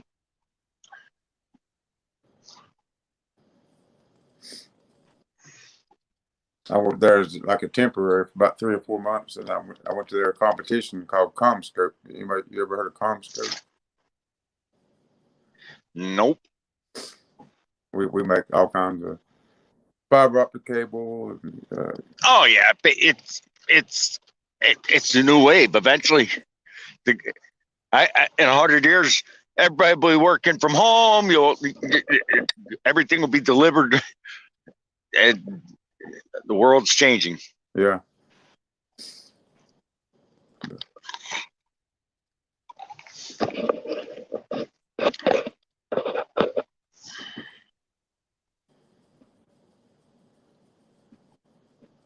How'd your auction go, Robert? I won the press break. Still got another item I want. I overpaid, but I paid $50 for a swag off-road brake. Yeah. Are you still on another one? Still going? Yeah, there's a few items I'm looking at. Yeah. Was that for your dealership or for your? Personal stuff. I've got a couple CNC machines that we're working on. I've got we're starting to get into some more fabrication stuff. Like I've got a 3D printer Yeah. that I do some stuff with, a laser cutter, just some probably things you wouldn't consider part of my dealership. Yeah. I got one dealership left in this whole area. Yeah. It's getting hard to keep a dealership going. The costs, where you can make money at it, it's getting thinner and thinner. The margins are because a lot of what happened, a lot of your online stores working a lot thinner margins on parts, and if you don't buy enough parts, you don't keep your margins. So you end up, if you let things go where you're paying more than what you can buy it for online to keep your warranty authorizations and your dealership license or your franchises. Yeah. And places like Amazon will sell you one part dirt cheap, and then a cheaper part will be 5 times the price of a dealer. Yeah. So it makes things difficult for smaller dealers. Well, it's like one guy posted online on his snowblower. I'm one of these on a Facebook group on his Aaron snowblower. They had a worm gear and a carburetor, and supposedly they quote him a price of $900 to fix it. If a dealer gave me a quote like that, I'd probably fall over and laugh. Not every dealer is honest, but I know that. I would question even a dishonest dealer would charge $900 for a. But see, some of those worm gears might be expensive. Yeah, but I'm not a snowblower expert, but the guy went online, I guess, and showed the dealer where he could buy it from the factory at a higher price, was $75 for that part, and a carburetor was $150. So where'd he come up with $900? The rest, almost $700 in labor. That seems like a little extreme. I would say so, but again, I'm not a snowblower expert, so I'd be a little bit lost. You don't really sell snowblowers south of 64 all across the country. I'm very close to 64, but I am south of it. I've not sold. I don't think I've sold a snowblower in 10 years. I've never seen a snowblower in person. But you know what's funny though? I mean, to me, I tell people, you buy like me. I sold my Aaron snowblower, my old one, because I got a sit down one coming. I'm gonna be sitting on a tractor and just flipping a switch, so I don't need that big monster. And I don't want it to sit there and collect dust. It just go to waste. It's a 25-year-old snowblower. It's an Aaron's ST 1236. My brother-in-law I got from him when he moved to Florida.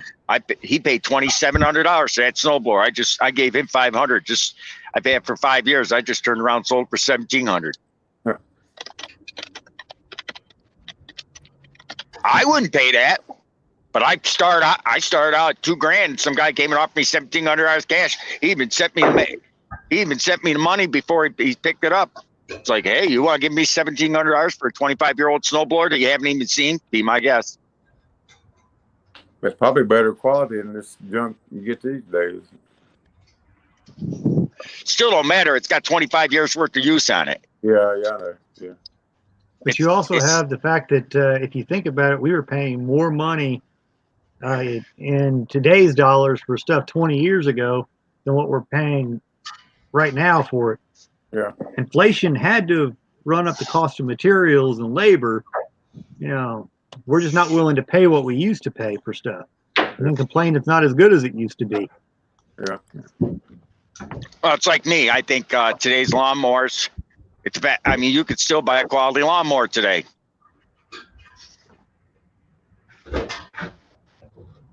It's like the Snapper old rear end, the old Snapper. Snapper makes, which is owned by Briggs now, the original Snapper lawnmowers. I've got one that I bought brand new in 1991. It has the lifetime guarantee on the mower deck. Now, that deck breaks. Who's going to warranty that deck? Right now, there are still Snapper dealers, but they're getting harder and harder to find. And that was part of what I think some of the reasoning is. They gave warranties that were not reasonable and then tried to weed out dealers. Well, that Snapper deck, it says right on the warranty, it's warranty. The deck itself is warranty for life against rusting or cracking.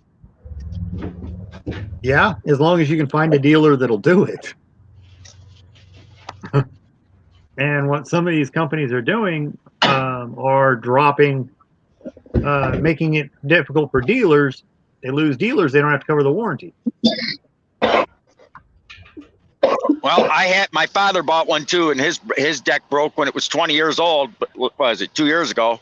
I called Briggs and Stratton right up. I didn't, because there's no dealers here, and I called them and told them what happened, and they said they're not obligated to honor the warranty because that's when McDonough Corporation owned it.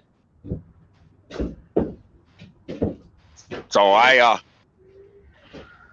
but I talked to them nice about it, and they actually were decent about it, and they said if I can send them a picture of the cracked deck, they'll honor the warranty. So I emailed them a picture of the cracked deck, and they mailed me a mower deck, basically, and said, put it together yourself.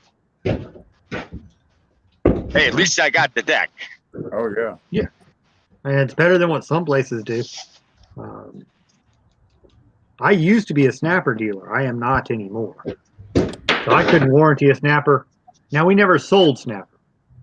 But we were warranty authorized by Snapper at one time. It's like the original Briggs and Stratton they made. The original Briggs and Stratton flatheads. They were the best engines they ever made. Then the emissions came in. They made overhead valves. How about Snapper? I need to order one of these. I think those have gotten expensive. I may have one if you want. If you can't find it elsewhere, that's just a drive disc, isn't it? Yeah, it's a drive disc. You could buy them online for $20. Nah, You could turn it out on your lathe. I don't think that particular one you can. What's it off of? I can't believe I broke it. I was being careful, and I still broke it. Some days I gotta fire myself.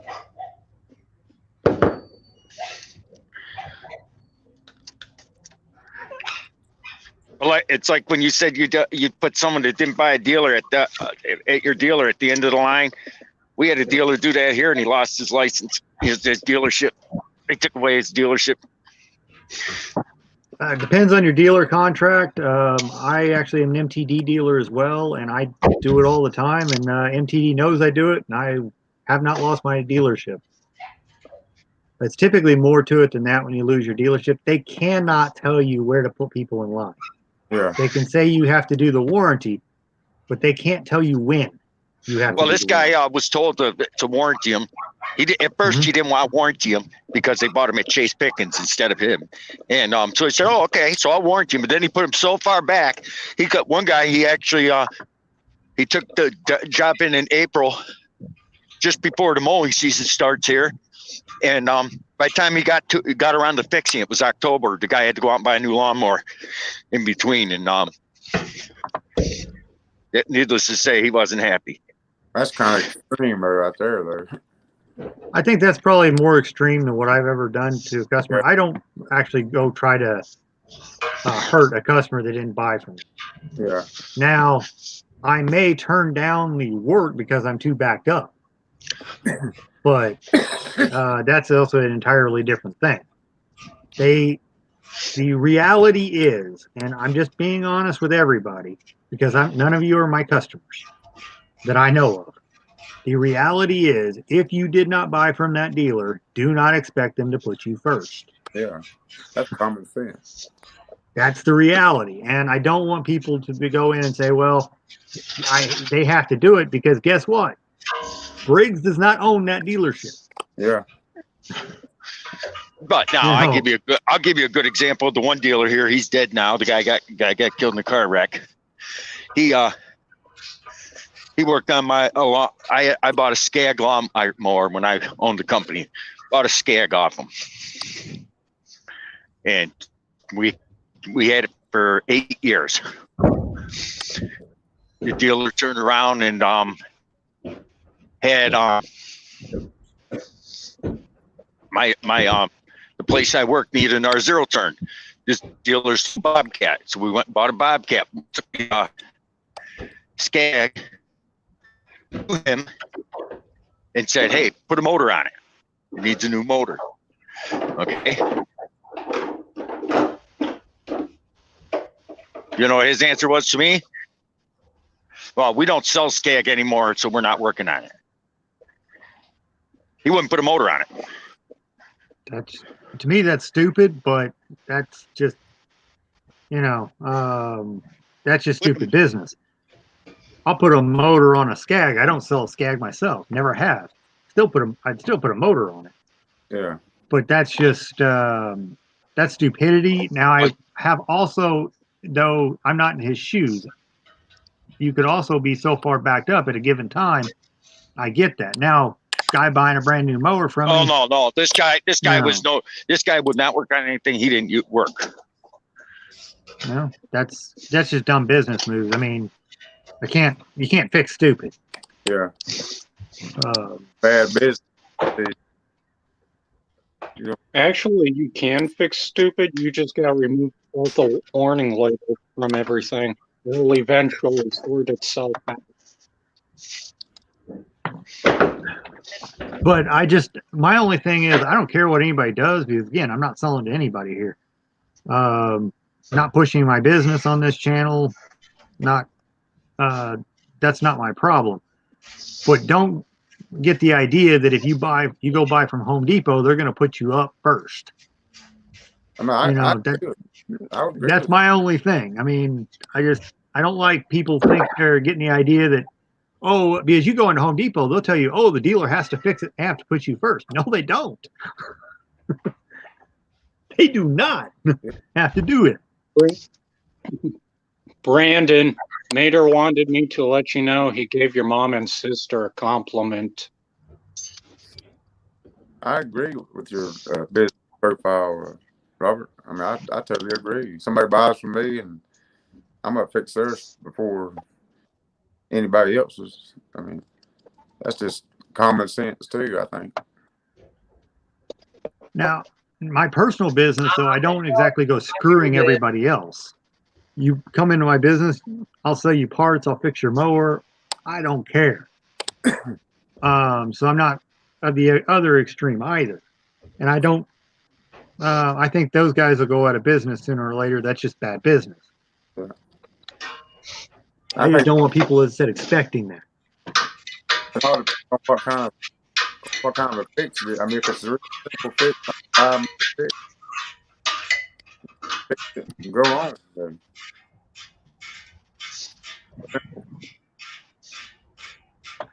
The reality is, no mower shop that I'm aware of leaves an piece of equipment down. Now, I guess there's going to be those bad guys that want to leave it down so they can sell you a new mower. But most of us have limited storage, and we don't get paid till you pick it up. So it's not in our best interest to leave you down. Yeah. I'm not going to leave a guy down for 6 months waiting on a part, or unless I can't get the part or whatever, because I get paid when you pick the mower. It doesn't benefit me not to fix your lawnmower.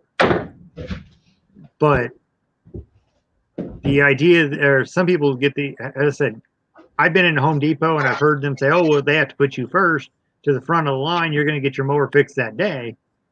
You come in March when everybody's backed up and want your mower fixed right in the peak of season, and you didn't buy it from that dealer, don't expect it.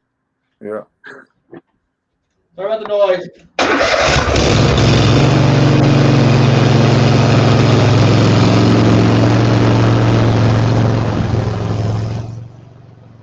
Yep. If Home Depot wanted to pay you a premium price to get it out, maybe that might be a different story. But still, yet you're gonna put your other people first. I do know of dealers that will charge like $150 an hour for immediate service, or like $90 an hour for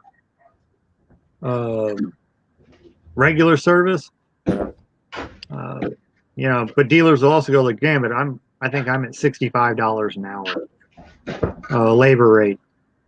I'm probably on the low side. Yeah. Yeah, it is low. That's what it is around my county, little small county. 65 and 75.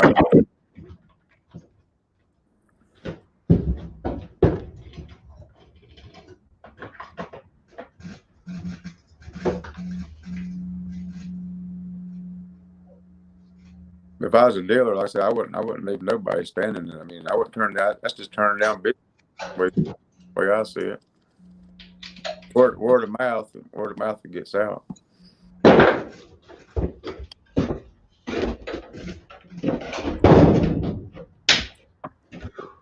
I think most dealers don't leave. As I said, I don't think most dealers leave you down. Most people are trying to make money. Yeah. I honestly think, I hope most dealers are even honest and charge an honest day's labor for for work. They're going to have to charge you labor for work. They can't do it all for free. Yeah. They're going to have to make money on parts. Yeah. But oddly, your backyard shops typically make more on parts, because a lot of them will say they'll double the profit. Yeah. Rarely is a part marked up to double the price. Yeah. Honestly, typically your parts are like 20% markup at a dealership. Uh-huh. You know, most of the time, a dealer's not necessarily a bad place to buy your parts or your to get mowers fixed.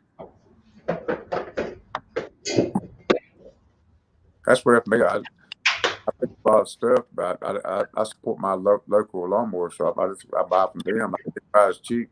I can myself, and I just go up there and get it. It ain't like 3 miles up the road. I just buy from them.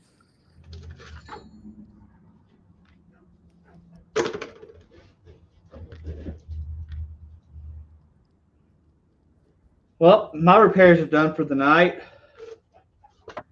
Can you come do mine? Sure, I'm on my way.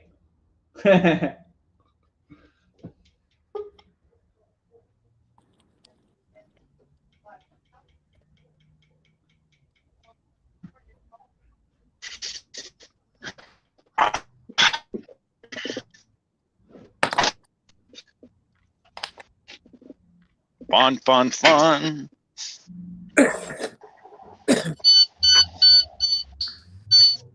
Later, Vader. Make Happy some birthday.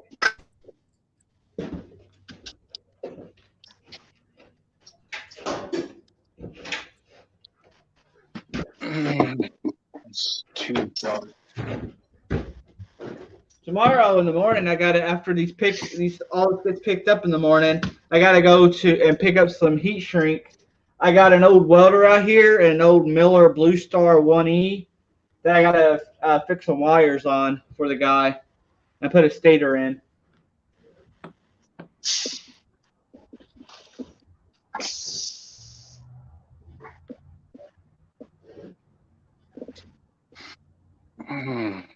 How many generators do you work on a year, Brendan? Welders. This Generator. is my third one. Let me tell y'all what.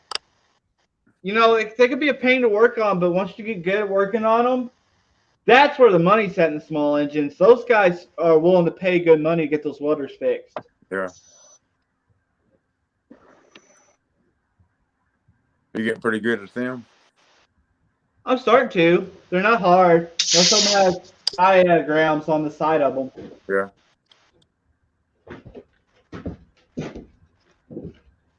The only problem with generators and welders is the generators are only when a storm comes through is when you'll get slammed with those. Yeah. And welders are few and far between.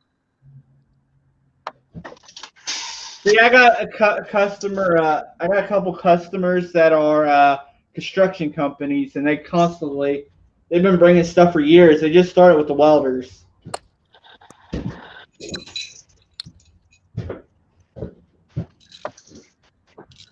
I don't see very many welders. It seems like you'll see one or two a year at most.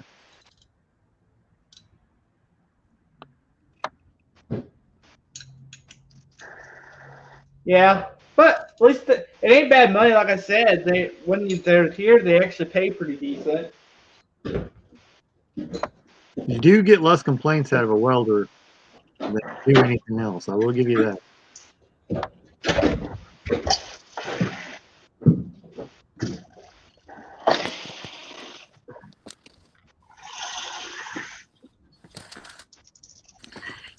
Yeah. Y'all still hear me? Only that one was Hello? diesel. All the other ones was gas. Only had one diesel welder in here. Y'all still hear me? Yeah. You're beating me. I don't think I've ever worked on a diesel diesel welder. Oh, you wouldn't have wanted this one, Robert. It was a Chinese one, and I had to find the wiring diagram. Well, I couldn't find a wiring diagram, so I had to trace each wire and just rewire it.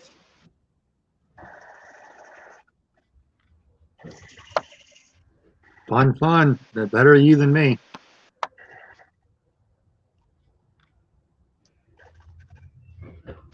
What's up, Mark C? Yeah, it sucks, but it pays good. When you have to do that many hours to trace some wires, you're charging for it. I think most dealers, the biggest problem dealers around here do, they're $90 an hour is why they don't get business.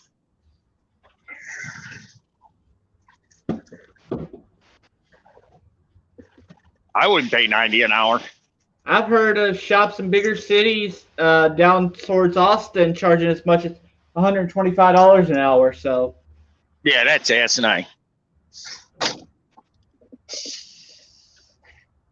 The overhead starts to get there, though. I mean, you're forgetting what all it costs to keep a shop open. Whether or not you'll pay it or not, somebody will.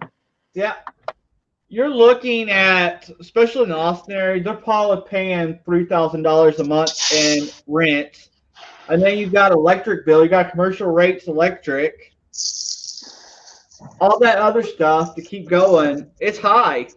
I looked into moving into a shop. I had the business at one time. I could have moved into a shop, but I would have had to charge my customers a lot more, and I would have probably lost a lot of customers.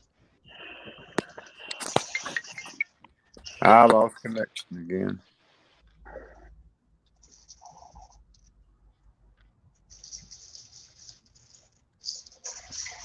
Sadly, I found the higher my rate, the less complaints you get, though. I learned that from a buddy of mine. When I first started out just playing around as a hobby, just trying to make some side cash back in the day, I was charging people $25 an hour. And a buddy of mine who was doing it for years, he said, at those rates, you're not going to get customers that take you serious. Yeah. Raise your rates up. And after I did that, people started taking me serious.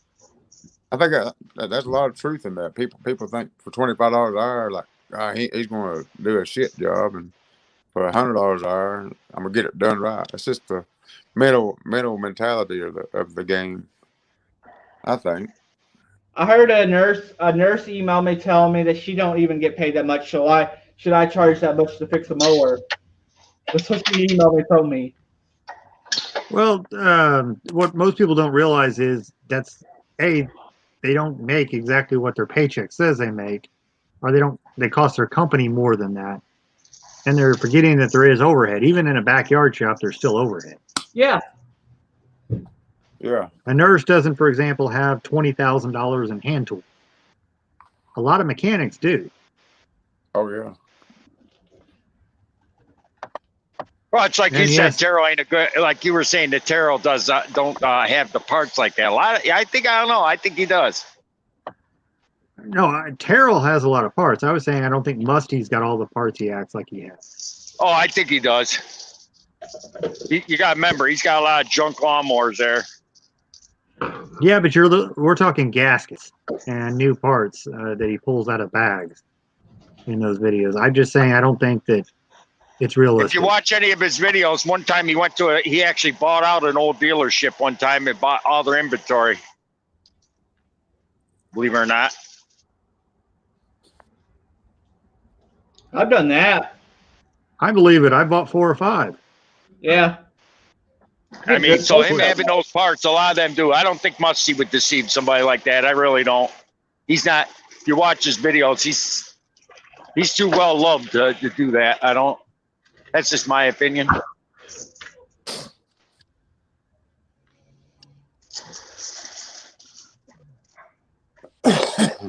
I would say I probably have more of an idea of what inventory would be required than most. That's all I'm saying. I used to have more. Now I don't have that much, but I'm a small shop. I mean, we got a dealer here that you mentioned the word aftermarket air filter. He cringes. Well, that's because there's some really crappy aftermarket air filters, but that doesn't necessarily mean that every aftermarket air filter is crap. But there are some really bad ones. On the wall.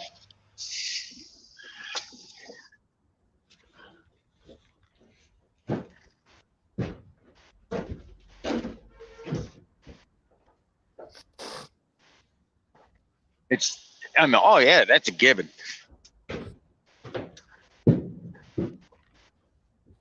And it depends how the air filter looks. I might not replace them. I might just clean them out. If they don't look too bad, I'll just clean them out sometimes. It's like some people look at oil. Oh, it looks clean and won't change it. That I hate. Yeah, I'm a stickler for oil, but I also don't believe you change the oil without changing the oil filter. Yeah. But I do know a lot of people that do that. I think that's about crazy. Tools, it's kind of hard, Mark. See, I like them all. I use them all. I use corded, I use air, I use batteries. They all got their place in the shop, so it's kind of hard to choose.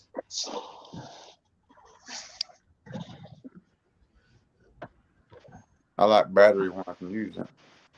I would leave out corded for anything impact or mechanic related.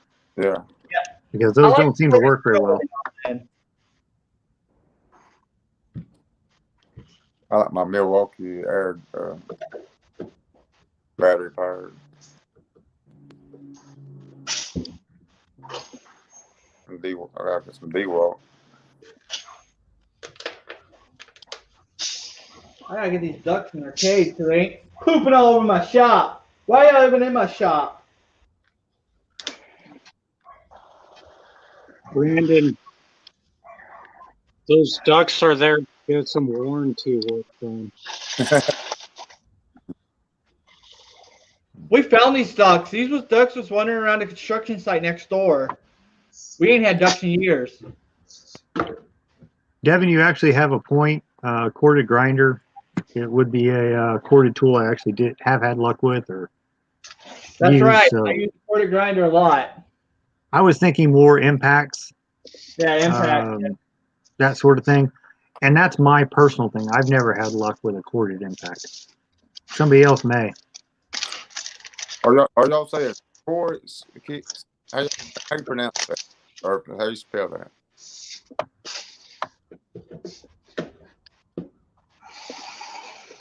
Cord or torrid?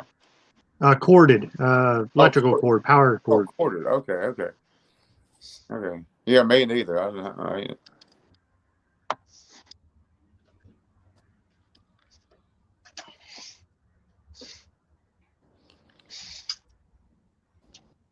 Any of y'all ever use a Milwaukee?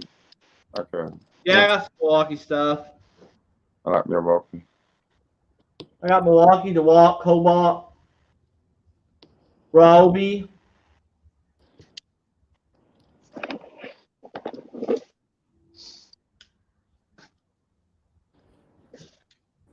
I know Ken's small engine. He likes the Milwaukee. I think it's a half. Nice. You could probably deal with a 15, but it wouldn't be very fast. Mark C.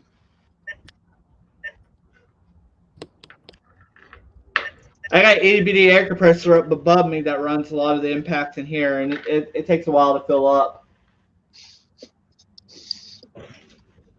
I got it where I can just flip a switch and.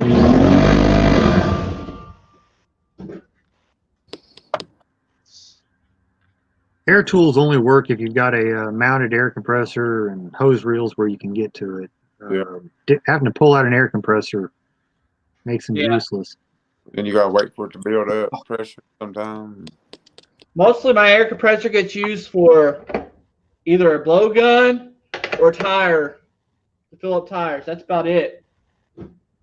It doesn't really having to pull out the air compressor doesn't really make them useless. It just makes it a hassle because in the time it takes for me to get all set up and the air compressor full of air, I could have already had the job done. Whereas if I had one of those actual shop compressors on standby, all I gotta do is hook up the tool and go. But most of the stuff I use air tools for, having a compressor on standby doesn't really make a whole lot of sense. Yeah, and air is needed for like die grinders, that sort of stuff. The battery ones just don't seem to work yet, at least in the ones I've tried. Yeah, I do use a die grinder from time to time, and I use the air hammer from time to time. Every now and then, there's a need for air hammer. I guess it's stupid. What is a die grinder? What is that? Die grinder? Yeah.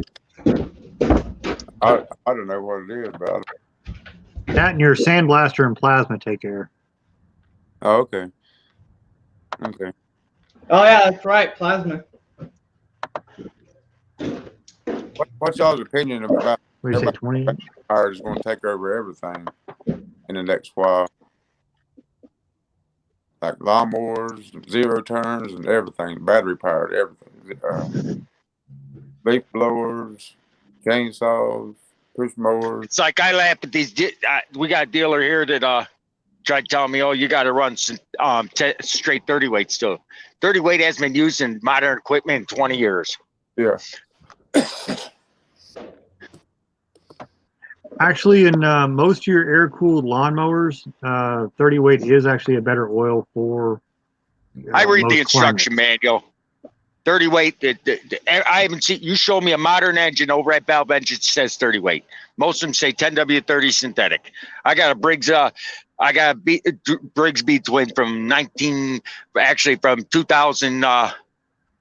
1999, 2000 era, and it says right in it 10W30 synthetic. Right on it. If you read the entire document, it'll actually state 10W30 up until a certain temperature. It says 10W30 from negative 20 degrees to 100 degrees synthetic, right in the manual. There's not a modern and overhead valve engine that takes the 10 straight 30 anymore. None of them do. Well, The flathead, those are the flathead days. It's kind of a thing. It used to be like if you had an oil filter, then it was like 10W30. But if you didn't have an oil filter, it was always straight 30. No, if you have a Kohler Command, it was 10W30. If you actually have a air cooled, the 30 weight doesn't flash burn on the sidewalls as much as the 10W30. You can run 20W50 or 1040 and get by a little bit better.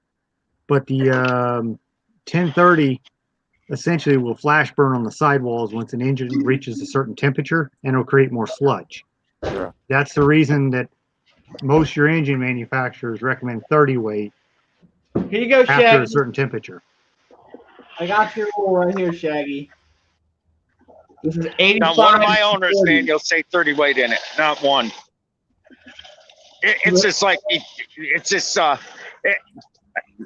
I take that back. Yeah, the old, my old snowblower that's 30 years old, Tecumseh says 30 weight. How many mowers do you work on a year, Robert? I would say a few hundred. Yeah. I would kind of go with what you say more than, I mean, I would also say that I go to factory school for 4 different brands of engines every year. yeah. And I deal with a oil company to where I get training from them. I would say I would have a decent amount of knowledge. I go by what the manufacturer says right in the owner's manual. I'm a journeyman maintenance machinist, not just a truck driver. I drive cars for 20 years. I know my shit too. I got a 25-year-old pickup truck. Literally, it's a 25-year-old pickup truck. And if you don't believe me, ask Brandon. Brandon's seen my truck online. My truck is a 1996 Toyota T100. It's a dinosaur. My Volkswagen is a 1988 with 582,000 miles on it.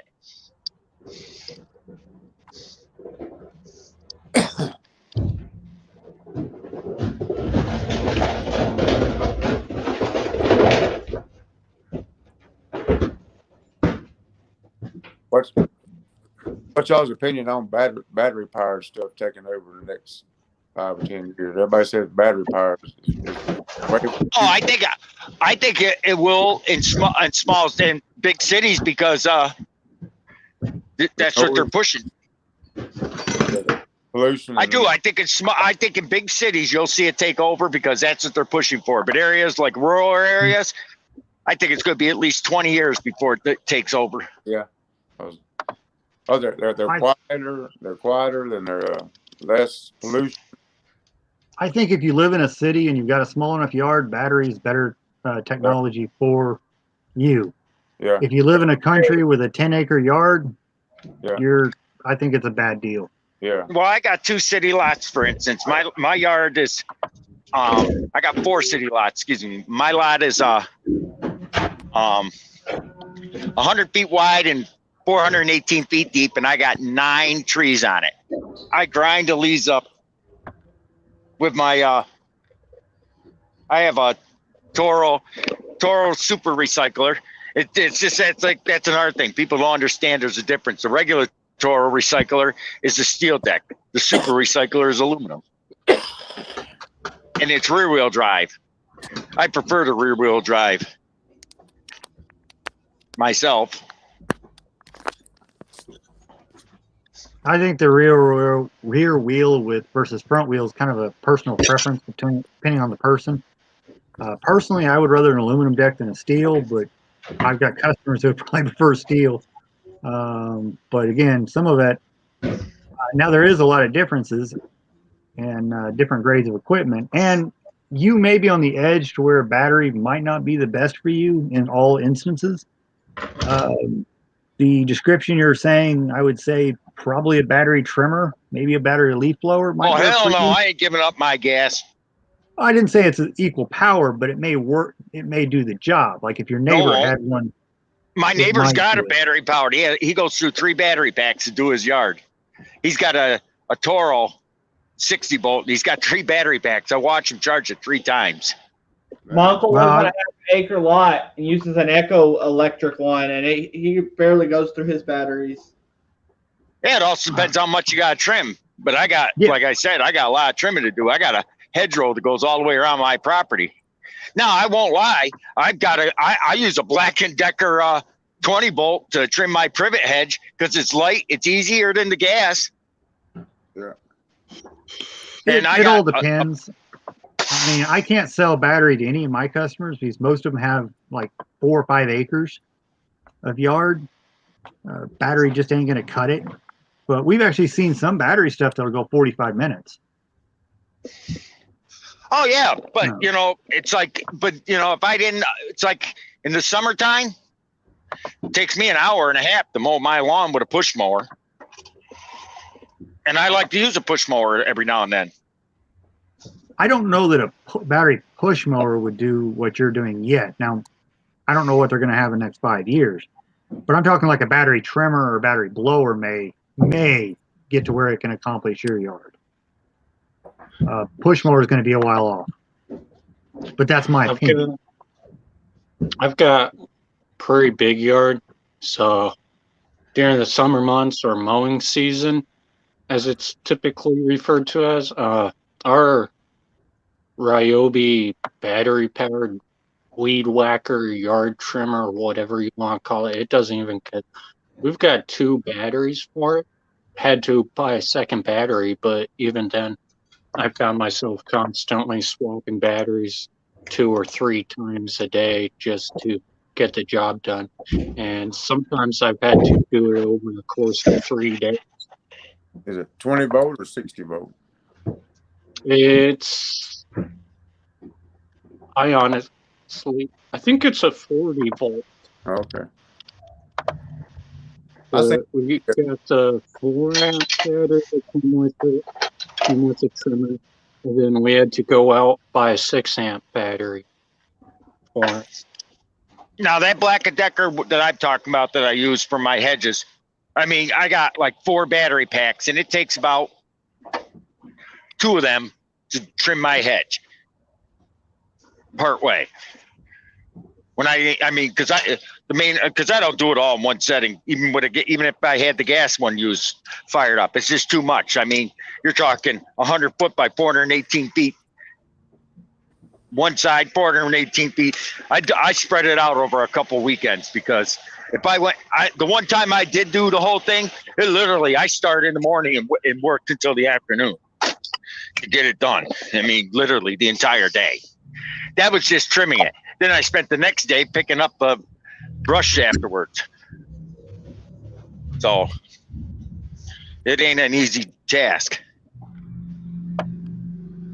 Well, I think I actually use a battery powered trimmer for our property, but most of ours is under roof. So I just basically trim around the 2 or 3 buildings, and that's it. It's like I have one of those chipper backs for my leaves. Hell, that thing goes nonstop for like a day, 2 days straight almost. The only time I use it from the time I get out. Like I work nights, so I get out of work at 10 o'clock in the morning. By the time I get home, eat my breakfast, walk my 2 dogs, and from 10 o'clock in the morning till 9, 10 o'clock at night, that thing runs straight, grinding up leaves. And then on the week, and then the next day, a battery powered unit wouldn't make it.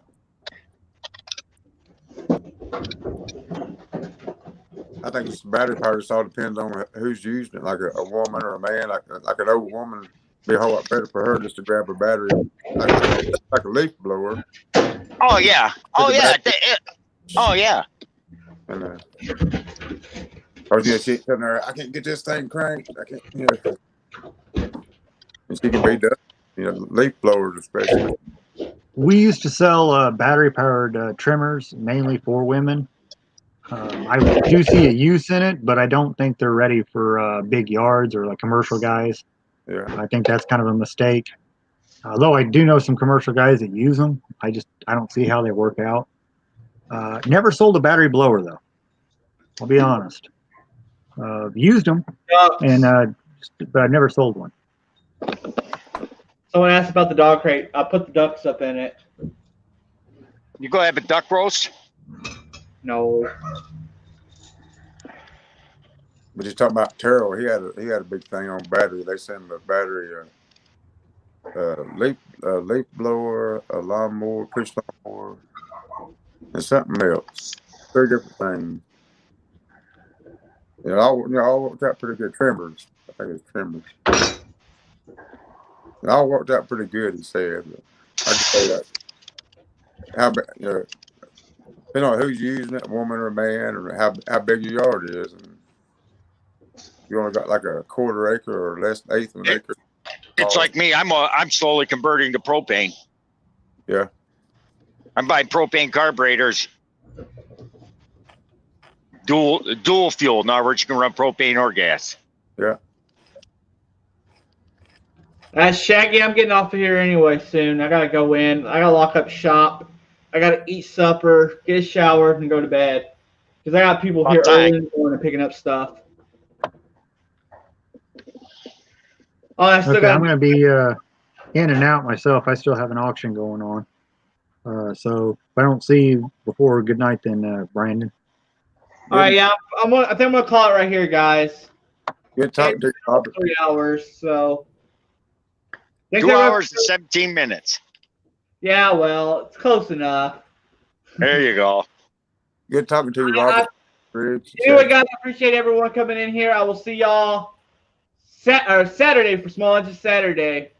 Later, everyone. See you in the next one.